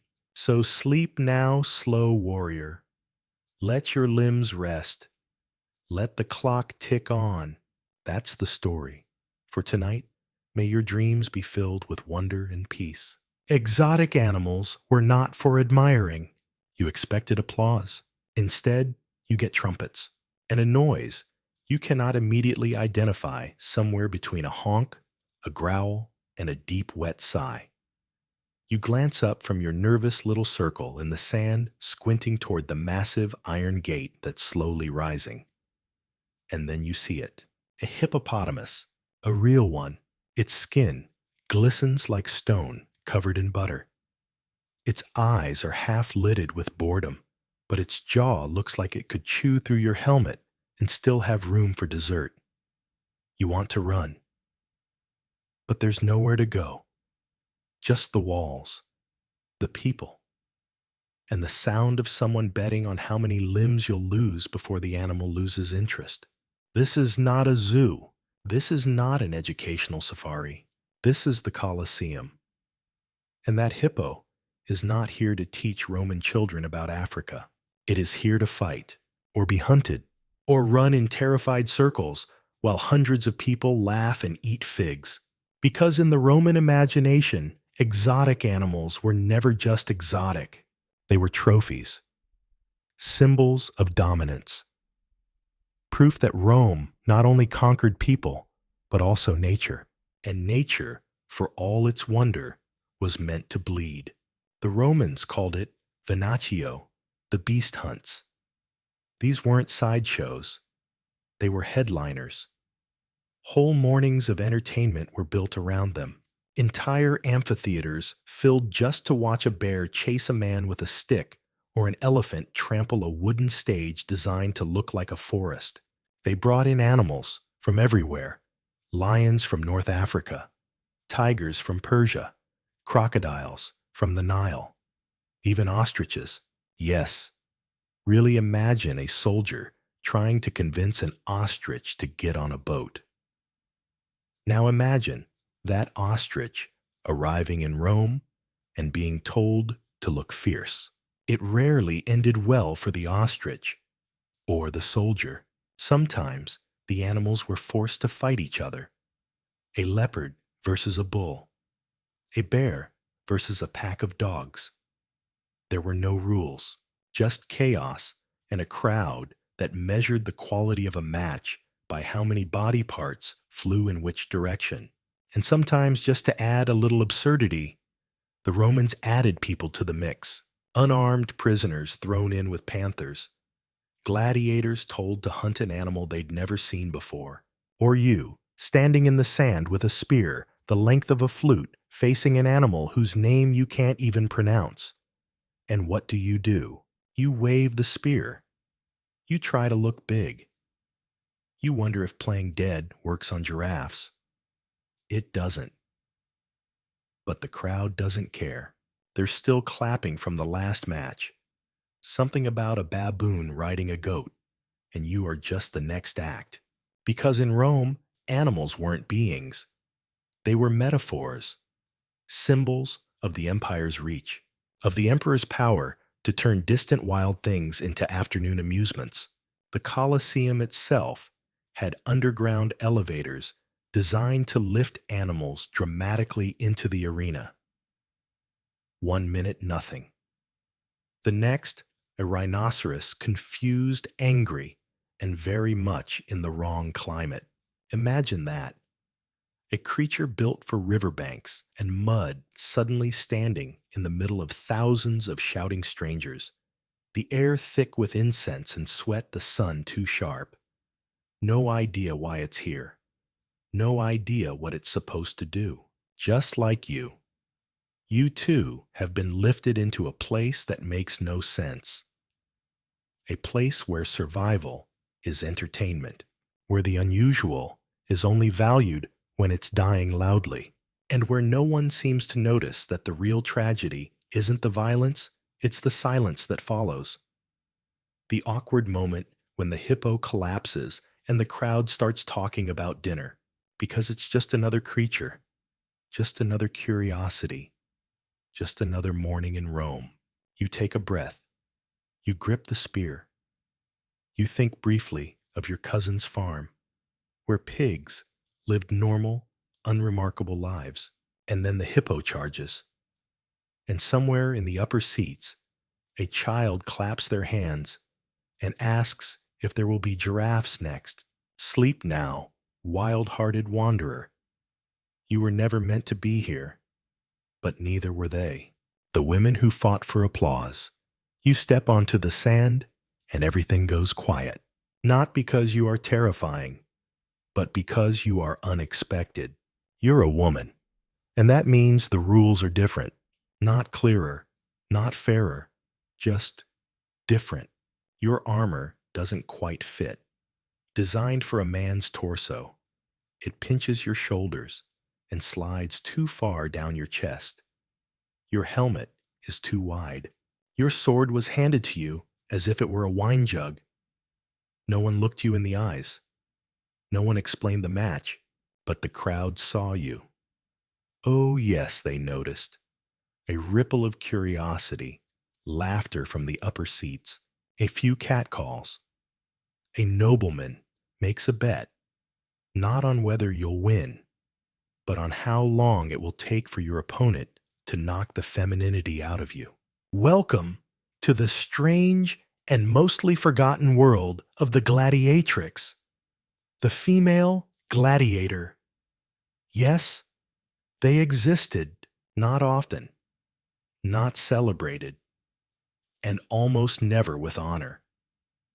But they were there, in the shadows of Roman spectacle, woven into footnotes, statues, whispers.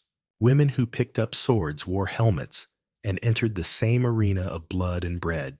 Their matches weren't frequent, but they were deliberate. Emperors used them as novelty acts, sometimes as satire, sometimes as erotic farce, sometimes as cultural shock, like dressing women as Amazons and pretending it was educational. But rarely, so rarely, as athletes. You weren't meant to win. You were meant to surprise, to unsettle, to amuse. Some matches were woman versus woman, marketed as she-wolf duels full of spectacle and innuendo. Others were woman versus dwarf, or woman versus animal, or woman versus time itself, forced to perform before dawn. In the opening acts, nobody watched closely. The rules were vague. Your armor might be decorative. Your opponent might be an experienced male fighter who was told not to hold back. And the crowd, they weren't cheering for skill. They were watching your gender like a costume they didn't believe. And yet, you swing your sword, not gracefully, not heroically, but with a kind of stubborn rhythm. You block, you duck, you fall, then rise. Because even if they don't see a warrior, you're still in a fight, still bleeding, still breathing. And somewhere in the back row, a girl is watching. She's not cheering. She's holding her breath. And she will remember this. In Roman law, your body was supposed to be modest, quiet, passive. This is not modest. You're sweating. You're grunting. You are quite literally taking up space. With every step, you betray 1,000 expectations, and that perhaps is why they fear you. Not for your sword, but for your presence. Because a woman in the arena ruins the illusion that violence belongs to men, that blood and spectacle and control are masculine virtues. That power doesn't wear earrings or have soft hands. Of course, the empire reacted the way empires do with bans. Emperor Septimius Severus eventually outlawed female gladiators altogether. Officially, it was for morality, but really, maybe the crowd got too uncomfortable or too interested. There are still fragments, reliefs, inscriptions that speak of you, names lost, faces erased. But the silhouette remains a woman with a blade paused mid-strike, somewhere between shame and defiance. You tonight are that silhouette. Your helmet gleams. Your sword shakes in your hand. Your breath is uneven, but still there. You may not be remembered by name, but you were seen. And in a place where women were often stories told by others, that's its own kind of victory. So sleep now, silent warrior. Let the crowd fade. Let the sand cool. Let the noise fall away. You stepped into a world that wasn't made for you. And still you stood your ground. The gladiators who limped into history, you walk with a limp, not a dramatic one. Just enough to make each step uneven. Enough for the sand to feel thicker on one side. Enough for the crowd to notice and whisper, "You're not old, but you look tired." Your left arm doesn't straighten fully. Your right shoulder twitches when you swing. And somewhere deep inside your chest, there's a tightness that isn't fear, but close. You were not built for this. But here you are, in the Colosseum, fighting. Sort of, because this is not a match of equals. This is a display, a showcase of pity dressed as entertainment. You're not the only one, of course. Rome was full of bodies that didn't match the marble ideals. There were gladiators with missing fingers, with crooked spines, with eyes that didn't align and lungs that didn't fill. Many were prisoners. Some were born that way. A few were war veterans recycled into sport. And Rome, in its endless appetite, found a way to use you, because every body could be a prop, a twist, an unexpected angle to keep the crowd guessing. Sometimes they paired you with an animal too large for the space. Sometimes they armed you with a toy weapon. Sometimes they called it comedy. The word they used was funambulus, a kind of clown fighter. Someone who wasn't meant to win, or even to survive, but simply to make the crowd feel something. Anything, even if it was shame dressed up as applause. You remember the training halls, Ludi, where they whispered jokes behind your back, where they handed you armor that didn't fit and said, just move slower.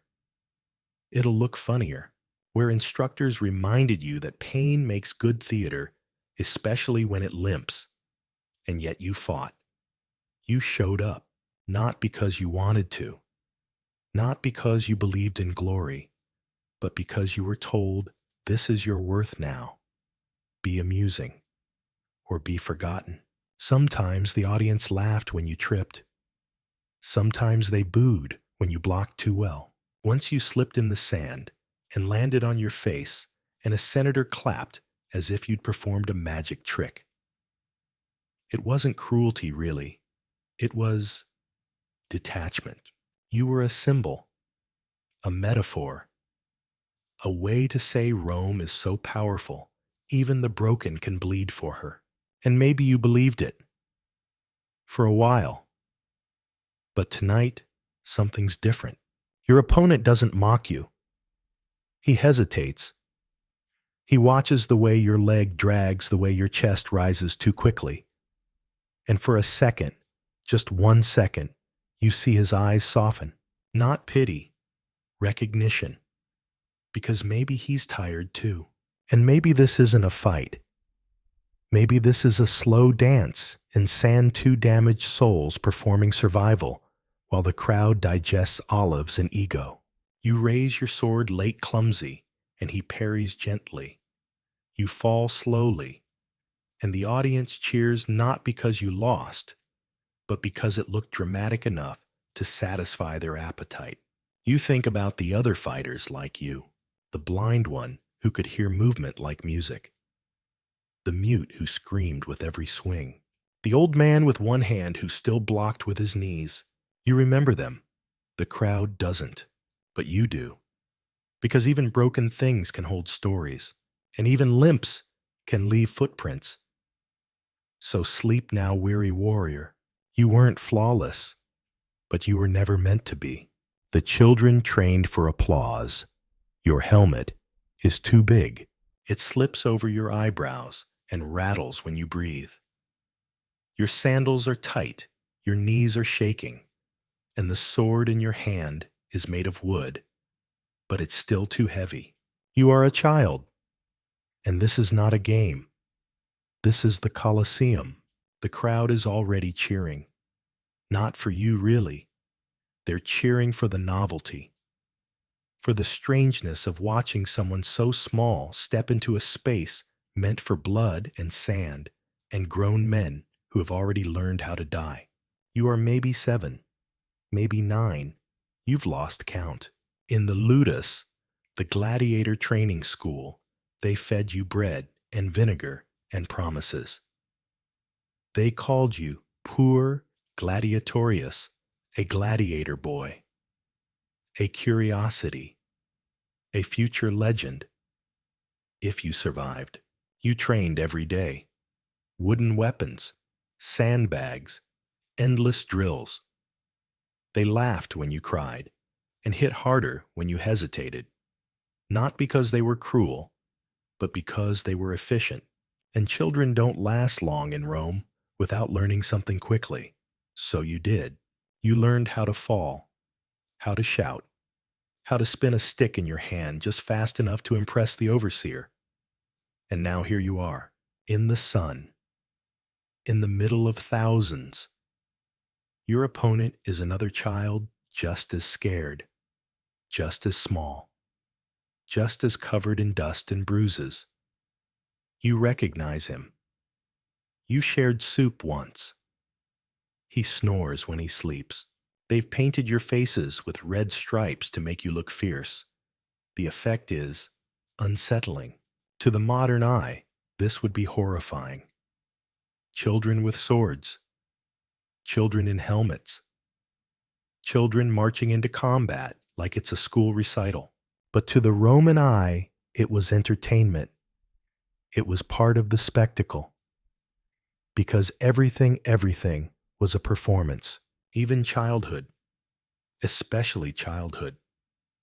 They didn't see you as fragile. They saw you as potential. And potential in Rome was best tested under pressure. So they trained you like miniature men, gave you titles roles, weapons scaled down like toys, but with sharp edges. Told the crowd you were the future. Let them cheer as you cried. Some emperors adored child matches. Caligula is said to have staged them during dinner. Domitian loved them in the morning, paired with mimes and animal tricks. Others used children as part of themed battles, dressed as mythological characters sent into staged hunts with spears too long to carry. Did they die sometimes? The crowd didn't mind, because you weren't real to them. Not in the way their sons were. You were property, a plaything, a symbol of Rome's dominance over even the youngest body. But here's the strange part. You're good at this. You've learned the rhythms, the timing, the way to roll when knocked down, the way to pause dramatically before delivering a hit that doesn't hurt too much, the way to look brave even when your hands are trembling. And today the crowd claps for you. Today your opponent falls first. Today you win. You're pulled from the sand, lifted onto someone's shoulders, handed a wreath made of olive branches and dry flowers. You smile even though you don't know what to do with it. It will wilt before morning. But tonight you are a champion for one day. And maybe that's enough, because in Rome, memories are short, but the sand remembers. And the sand has touched your feet. You lie down that night on a thin mat wreath beside you, fingers still shaking from the match. You whisper your name out loud once, twice, just to prove you're still here, and that someone somewhere might remember it. So sleep now, little warrior. You should never have held a sword, but you did, and that too is part of history. That's the story for tonight. May your dreams be filled with wonder and peace. The fighters who were never meant to win you walk into the arena knowing exactly how this ends. Not because you're a prophet, but because it's already been decided. The match, the fall, the cheer, it's all written. Not in ink, not on scrolls, but in winks, whispers, and quiet handshakes behind marble columns. You are not a gladiator tonight. You are a role, a function, a lesson with legs. They call this sport, but it's theater, the kind with blood. You were told to lose, not dramatically, not too early, just enough to keep the crowd guessing, to let them believe they've seen something authentic. Let them taste suspense. Let them wonder, will he turn the tide? You won't. Because that's not the script. And the script belongs to someone richer. Your opponent.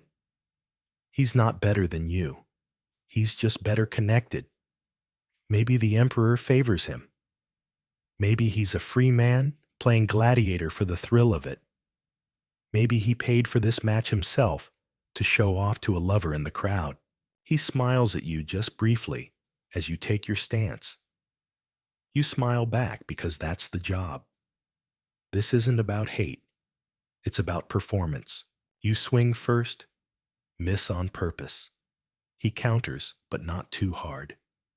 You block clumsily, let your shield drop, then recover just in time to make the audience lean forward. A senator whispers, "This one might be close." You almost laugh. You've rehearsed this, not in a rehearsal hall, in the barracks, in the corners where no guards listen. You timed it to the trumpets. You know which knee to fall on. You've practiced the look of defeat in the mirror, just enough tears to make it real. They call it munera sine periculo, a fight without danger. It's rare and unofficial. But in a city where everything can be bought, even outcomes have a price. Sometimes it's bribes. Sometimes it's pressure. Sometimes it's just knowing that if you win today, you won't live to see the next match. Because Rome loves a hero, but only if he knows his place. There are stories, quiet ones, almost jokes about the nobleman who faked a battle to impress his mistress, about the emperor who fought a tiger that had been drugged, about champions who were unbeatable because no one was allowed to beat them. You are part of that lineage now. The honored loser, the necessary fall, the reason someone else gets to raise their arms and bask in the roar of a crowd that doesn't realize or doesn't care that it's all staged. You take a hit to the shoulder, hard enough to sting, not hard enough to wound. You stumble backward. You drop your sword. The crowd gasps. It's working. He advances. You fall to your knees. One last look up, wide eyes, resigned, noble. The crowd erupts. You've never felt more invisible because they're not cheering for you. They're cheering at you, through you, for the illusion that has nothing to do with your sweat, your bruises, your pulse pounding behind your ribs. You lie back in the sand, not dead, but defeated. Arms sprawled in an X like a warning. The match is over, and he, of course, is triumphant. Later, you'll get your coin, maybe a crust of bread, maybe a nod from your trainer that says, good enough, and no one, not a single soul, will ask how it felt to throw the fight. Because in Rome, pretending was part of the truth, and truth was just another costume. So sleep now, quiet actor. Your role was brief. Your script was simple. Your pain was real. But the applause was never yours. The crowd that judged with a thumb. You lie in the sand, breathing through your teeth. Your opponent is standing waiting, not to strike again, but to see. Not what the gods think, not what the emperor commands, but what the crowd decides. Thousands of eyes looking down at you, not with pity, not with rage, with something worse, boredom. You've seen that look before, at feasts, at baths, at street corners, when a beggar tells the same story twice. It's the face Romans make when they're not sure whether to applaud or go find more olives. Your life depends on it, because this isn't just a fight. This is democracy by thumb. If enough of them want you dead, you die. If enough of them want a twist ending, you live. That's the beauty. Know the absurdity of the Roman Colosseum. The crowd is judge, jury, and occasional executioner. Not with laws, with gestures. The polis versus the turning of the thumb. No one's quite sure what it looked like. Some say thumbs up meant death. Others say thumbs down. Some scholars argue it was a horizontal swipe. But the truth is, it didn't matter what direction it pointed. What mattered was who was pointing it and why. You think this was about honor, combat, victory. But no. Sometimes the crowd voted based on how well you fought. Other times, based on how recently they ate, or how much they liked your opponent's haircut, or whether the last match ended in a satisfying splatter. You are now part of a system where mercy is a mood swing. You've seen it before. A crowd that cheers when someone begs for life, only to scream for death if he whines too long. A man survives a brutal fight, only to die because a nobleman in the front row sneezed and wanted something louder. You once saw a fighter make the crowd laugh, tripping on purpose, juggling two swords like a clown. They loved him until he slipped for real. Then they turned. Because they didn't come for clowns. They came for endings. And you're still alive. That's dangerous. Your chest rises. You cough. Blood or sweat or maybe just dust. You look toward the emperor, but he's not even watching. He's talking to someone about imported fish. So your fate drops to the crowd. Some are on your side. You see a child waving both hands like a bird. You see a woman holding her breath. But then a merchant shouts, "Finish him already," and people laugh. The gladiator standing over you glances upward, waiting. He doesn't want to kill you, but he will, if they ask.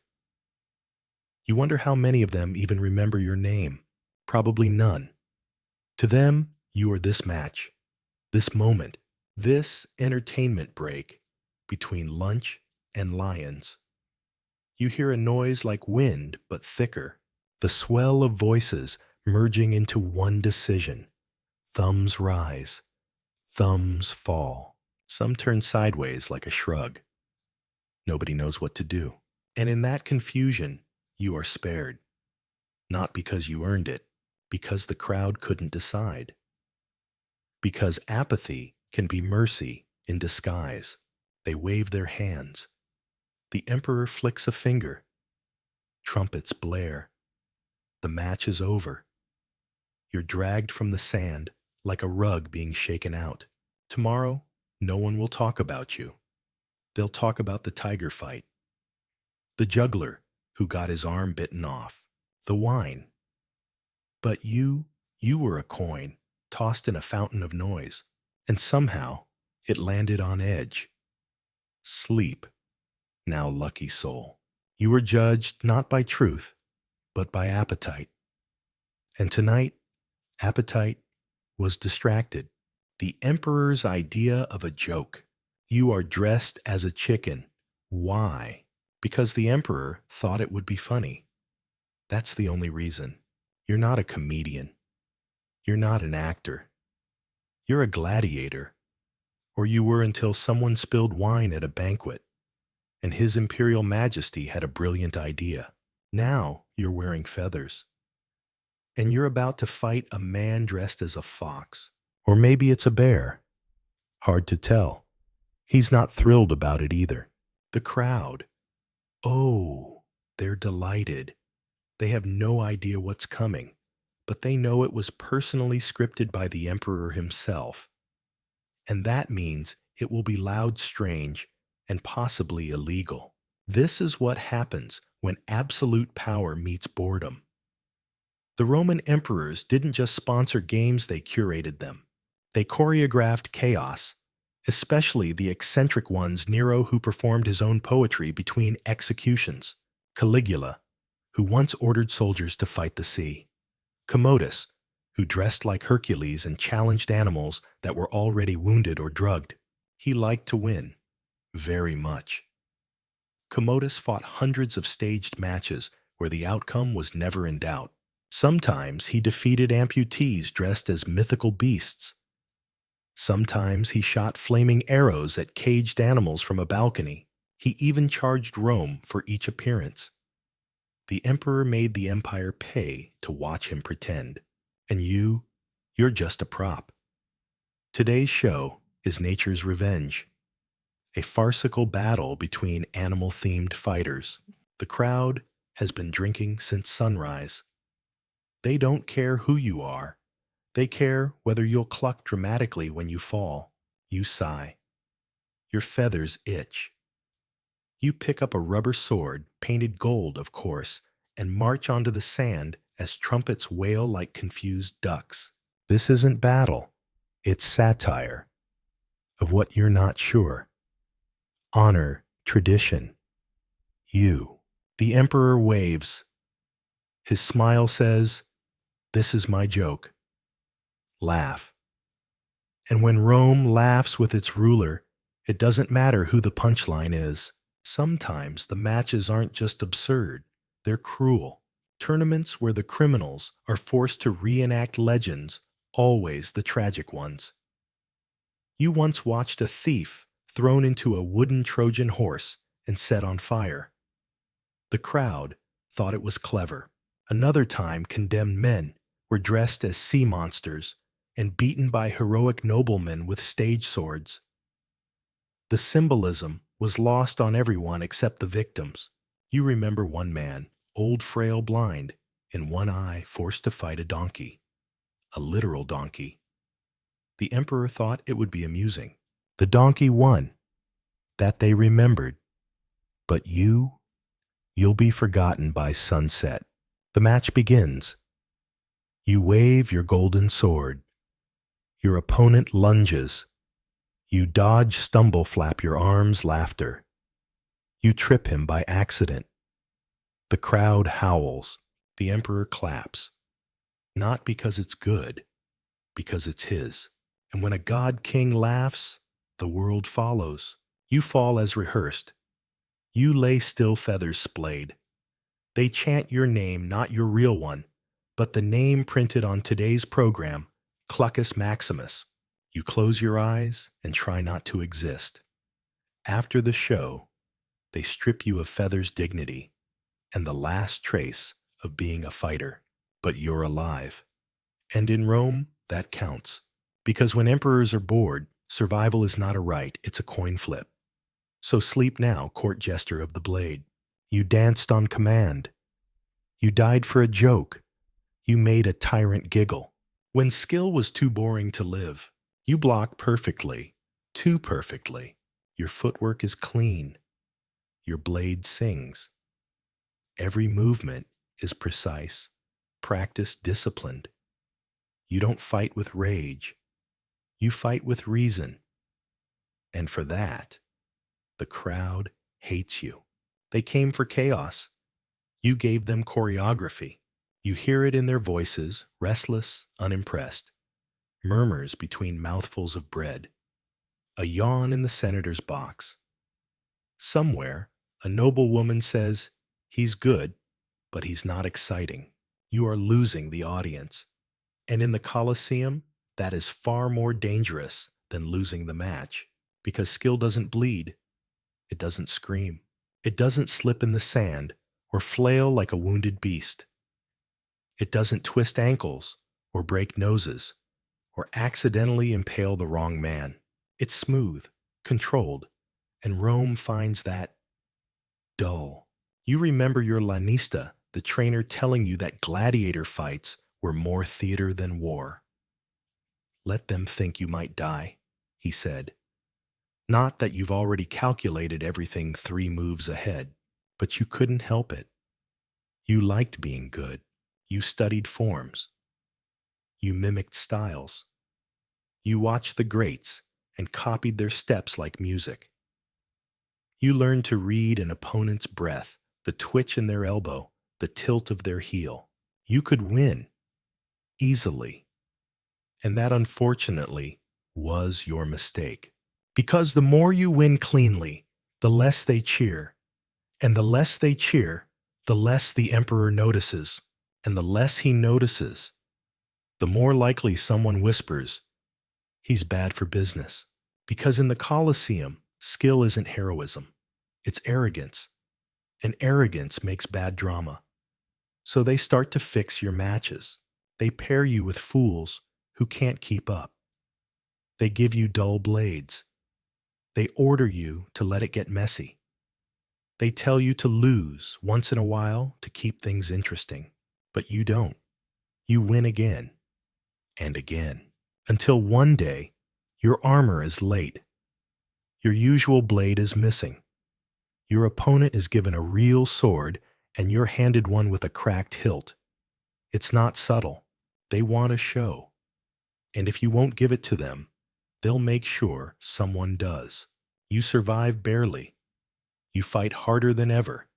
But it's not a celebration, it's a warning. The crowd is quiet, and that quiet is louder than any cheer. They are tired of you. You win too clean. You live too long. You are too safe for their taste. And the worst crime in Roman entertainment, you are predictable. So next time, they change the rules. Not on paper. No one bothers with that. They just send in two fighters instead of one. Or a beast. Or both. Or they open a trap door in the middle of the match and pretend it was a mistake. You adapt. You win again. And they boo. Because no one likes watching the unbeatable. Not unless they fall. Eventually, you do. It's not a dramatic death. No slow-motion sword plunge. No epic speech. Just a moment, a flash of metal, a slippery step, a roar from the crowd.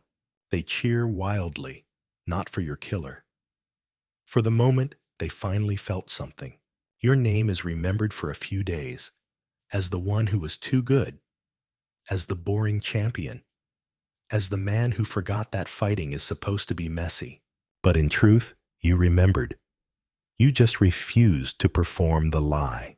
So sleep now, quiet master. Your movements were flawless. Your fate was not. The deaths that weren't meant to happen. You didn't even get to draw your sword. You stepped onto the sand. You waved at the crowd.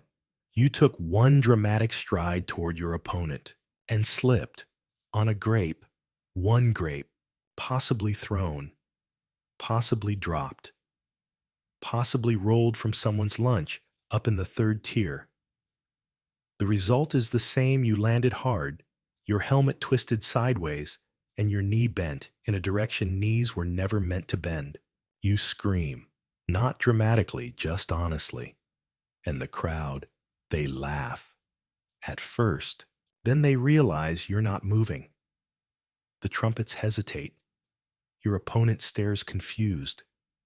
A stagehand runs across the arena holding a broom. The emperor frowns. This is not how it was supposed to go. But it happens more often than they admit. The Colosseum, for all its glory, was full of accidents. Not the dramatic kind those were expected.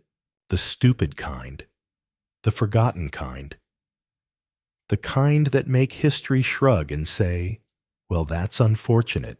You've heard the stories. The gladiator who sneezed during a duel lost his grip and stabbed himself in the foot. The veteran fighter who tripped on a dropped helmet and knocked himself unconscious before the first strike. The champion who got distracted by a butterfly, yes, a butterfly, and took a javelin to the shoulder. You once saw a man fall into a trapdoor that wasn't supposed to be open. They never found him. Then there was the guy who got kicked by a camel. Hard. The camel wasn't even part of the match. It was being walked across the arena for a different event, a mock desert parade. The fighter stepped back at the wrong moment. The camel panicked. The man flew 10 feet into a decorative pillar shaped like Neptune. The pillar won. None of it was noble. None of it was glorious. But Rome still cheered, because death, any death, was better than silence. And if it was embarrassing, even better. You lie there now, leg twisted, head spinning. You see the sky. You hear the crowd beginning to stir again. Some laughing, some booing, some yelling, to just bring out the tigers already. You're not dead, but you might as well be. Because in this place, survival without spectacle is invisible. You don't get a statue for slipping. You don't get a song for breaking your neck on a banana peel. You get cleared off the sand, like garbage, before intermission. They call it Exodus Ridiculous, the ridiculous death. It's not official, but it's frequent. Rome, after all, wasn't built on dignity.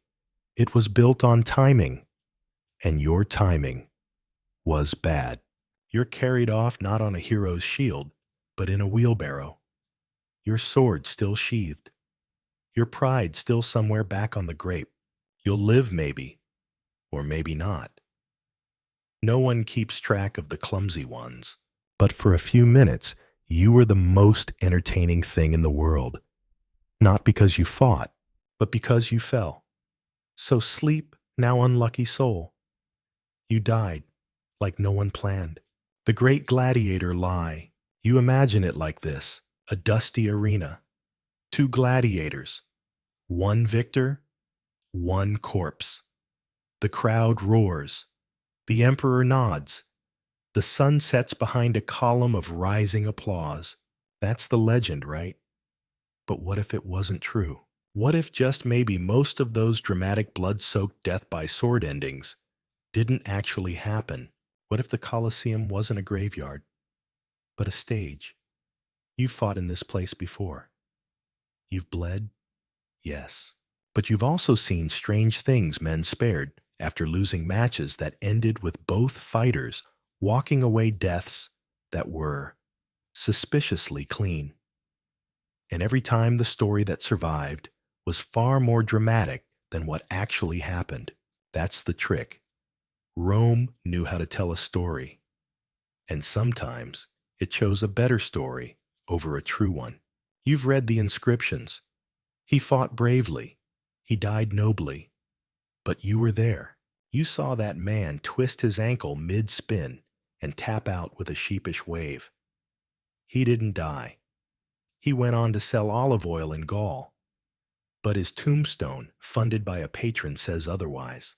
Because death sells, even in marble. There are historians, clever cautious, who now suspect that many gladiatorial combats didn't end in death at all, that most fights were decided by skill, by score by the crowd, or by the emperor's appetite that day. That the phrase "fight to the death" was more marketing than mandate. Think about it. Gladiators were expensive. They had to be trained, housed, fed. A skilled fighter was an investment. Killing one every afternoon would be like lighting your paycheck on fire just to hear it crackle. So what did Rome do? They crafted the illusion. Yes, some died. Brutally. Publicly. Blood was real. Pain was real. But many were spared, especially if they were popular, skillful, or useful. They lived to fight another day, or another week, or until their luck ran out.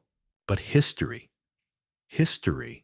prefers clarity, and nothing is clearer than a clean death, even when it didn't happen.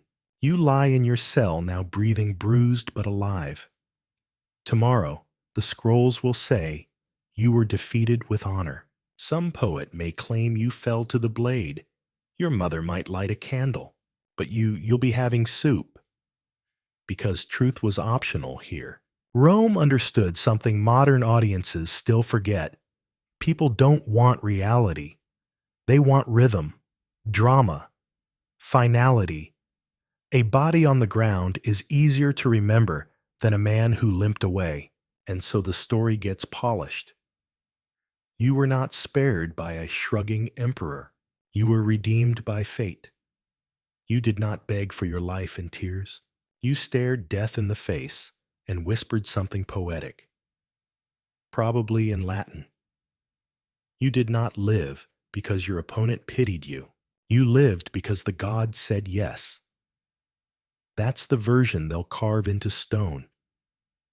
And maybe that's not so bad, because legends last longer than scars, even if they lie. So sleep now, survivor of a rewritten ending.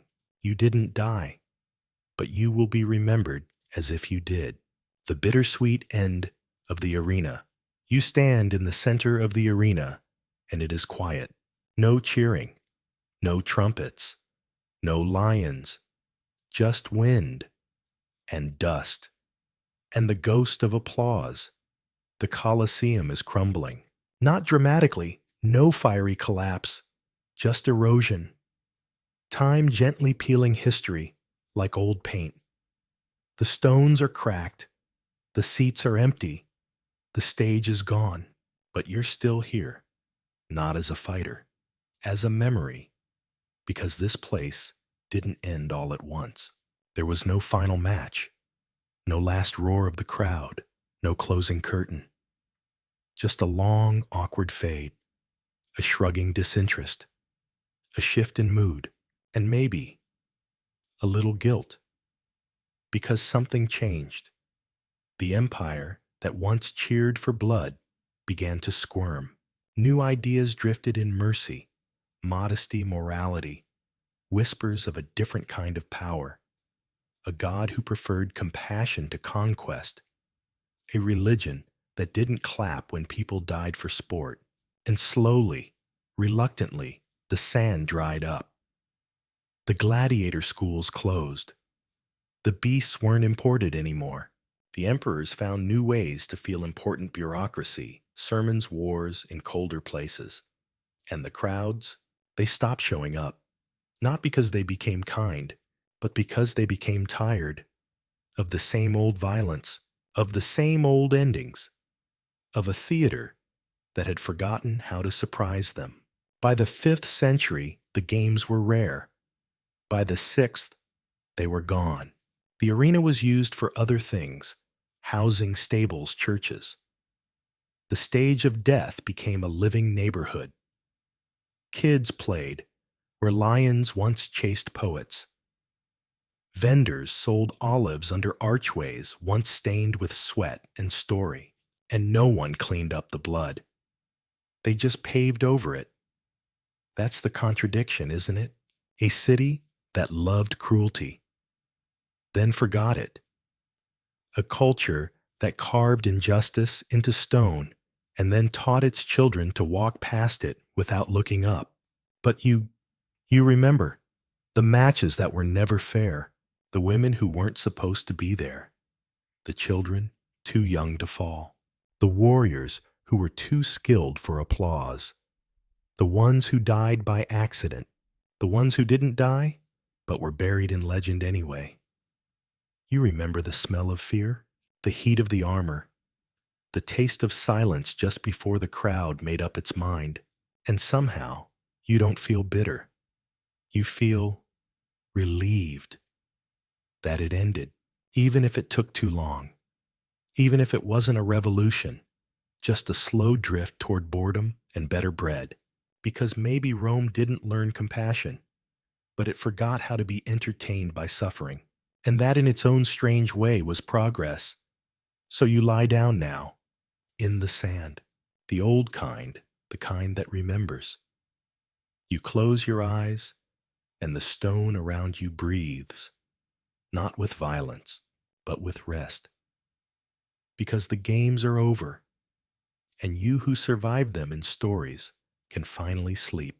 That's the story. For tonight, may your dreams be filled with wonder and peace. If you're still listening, then thank you.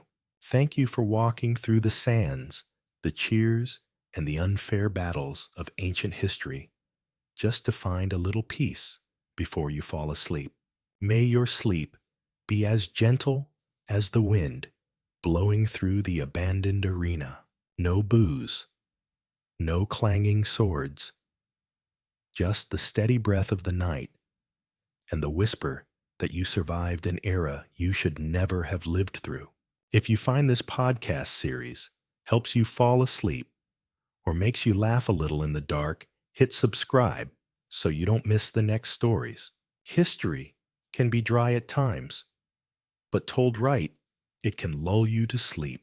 Good night, and may your dreams be filled with wonder and peace.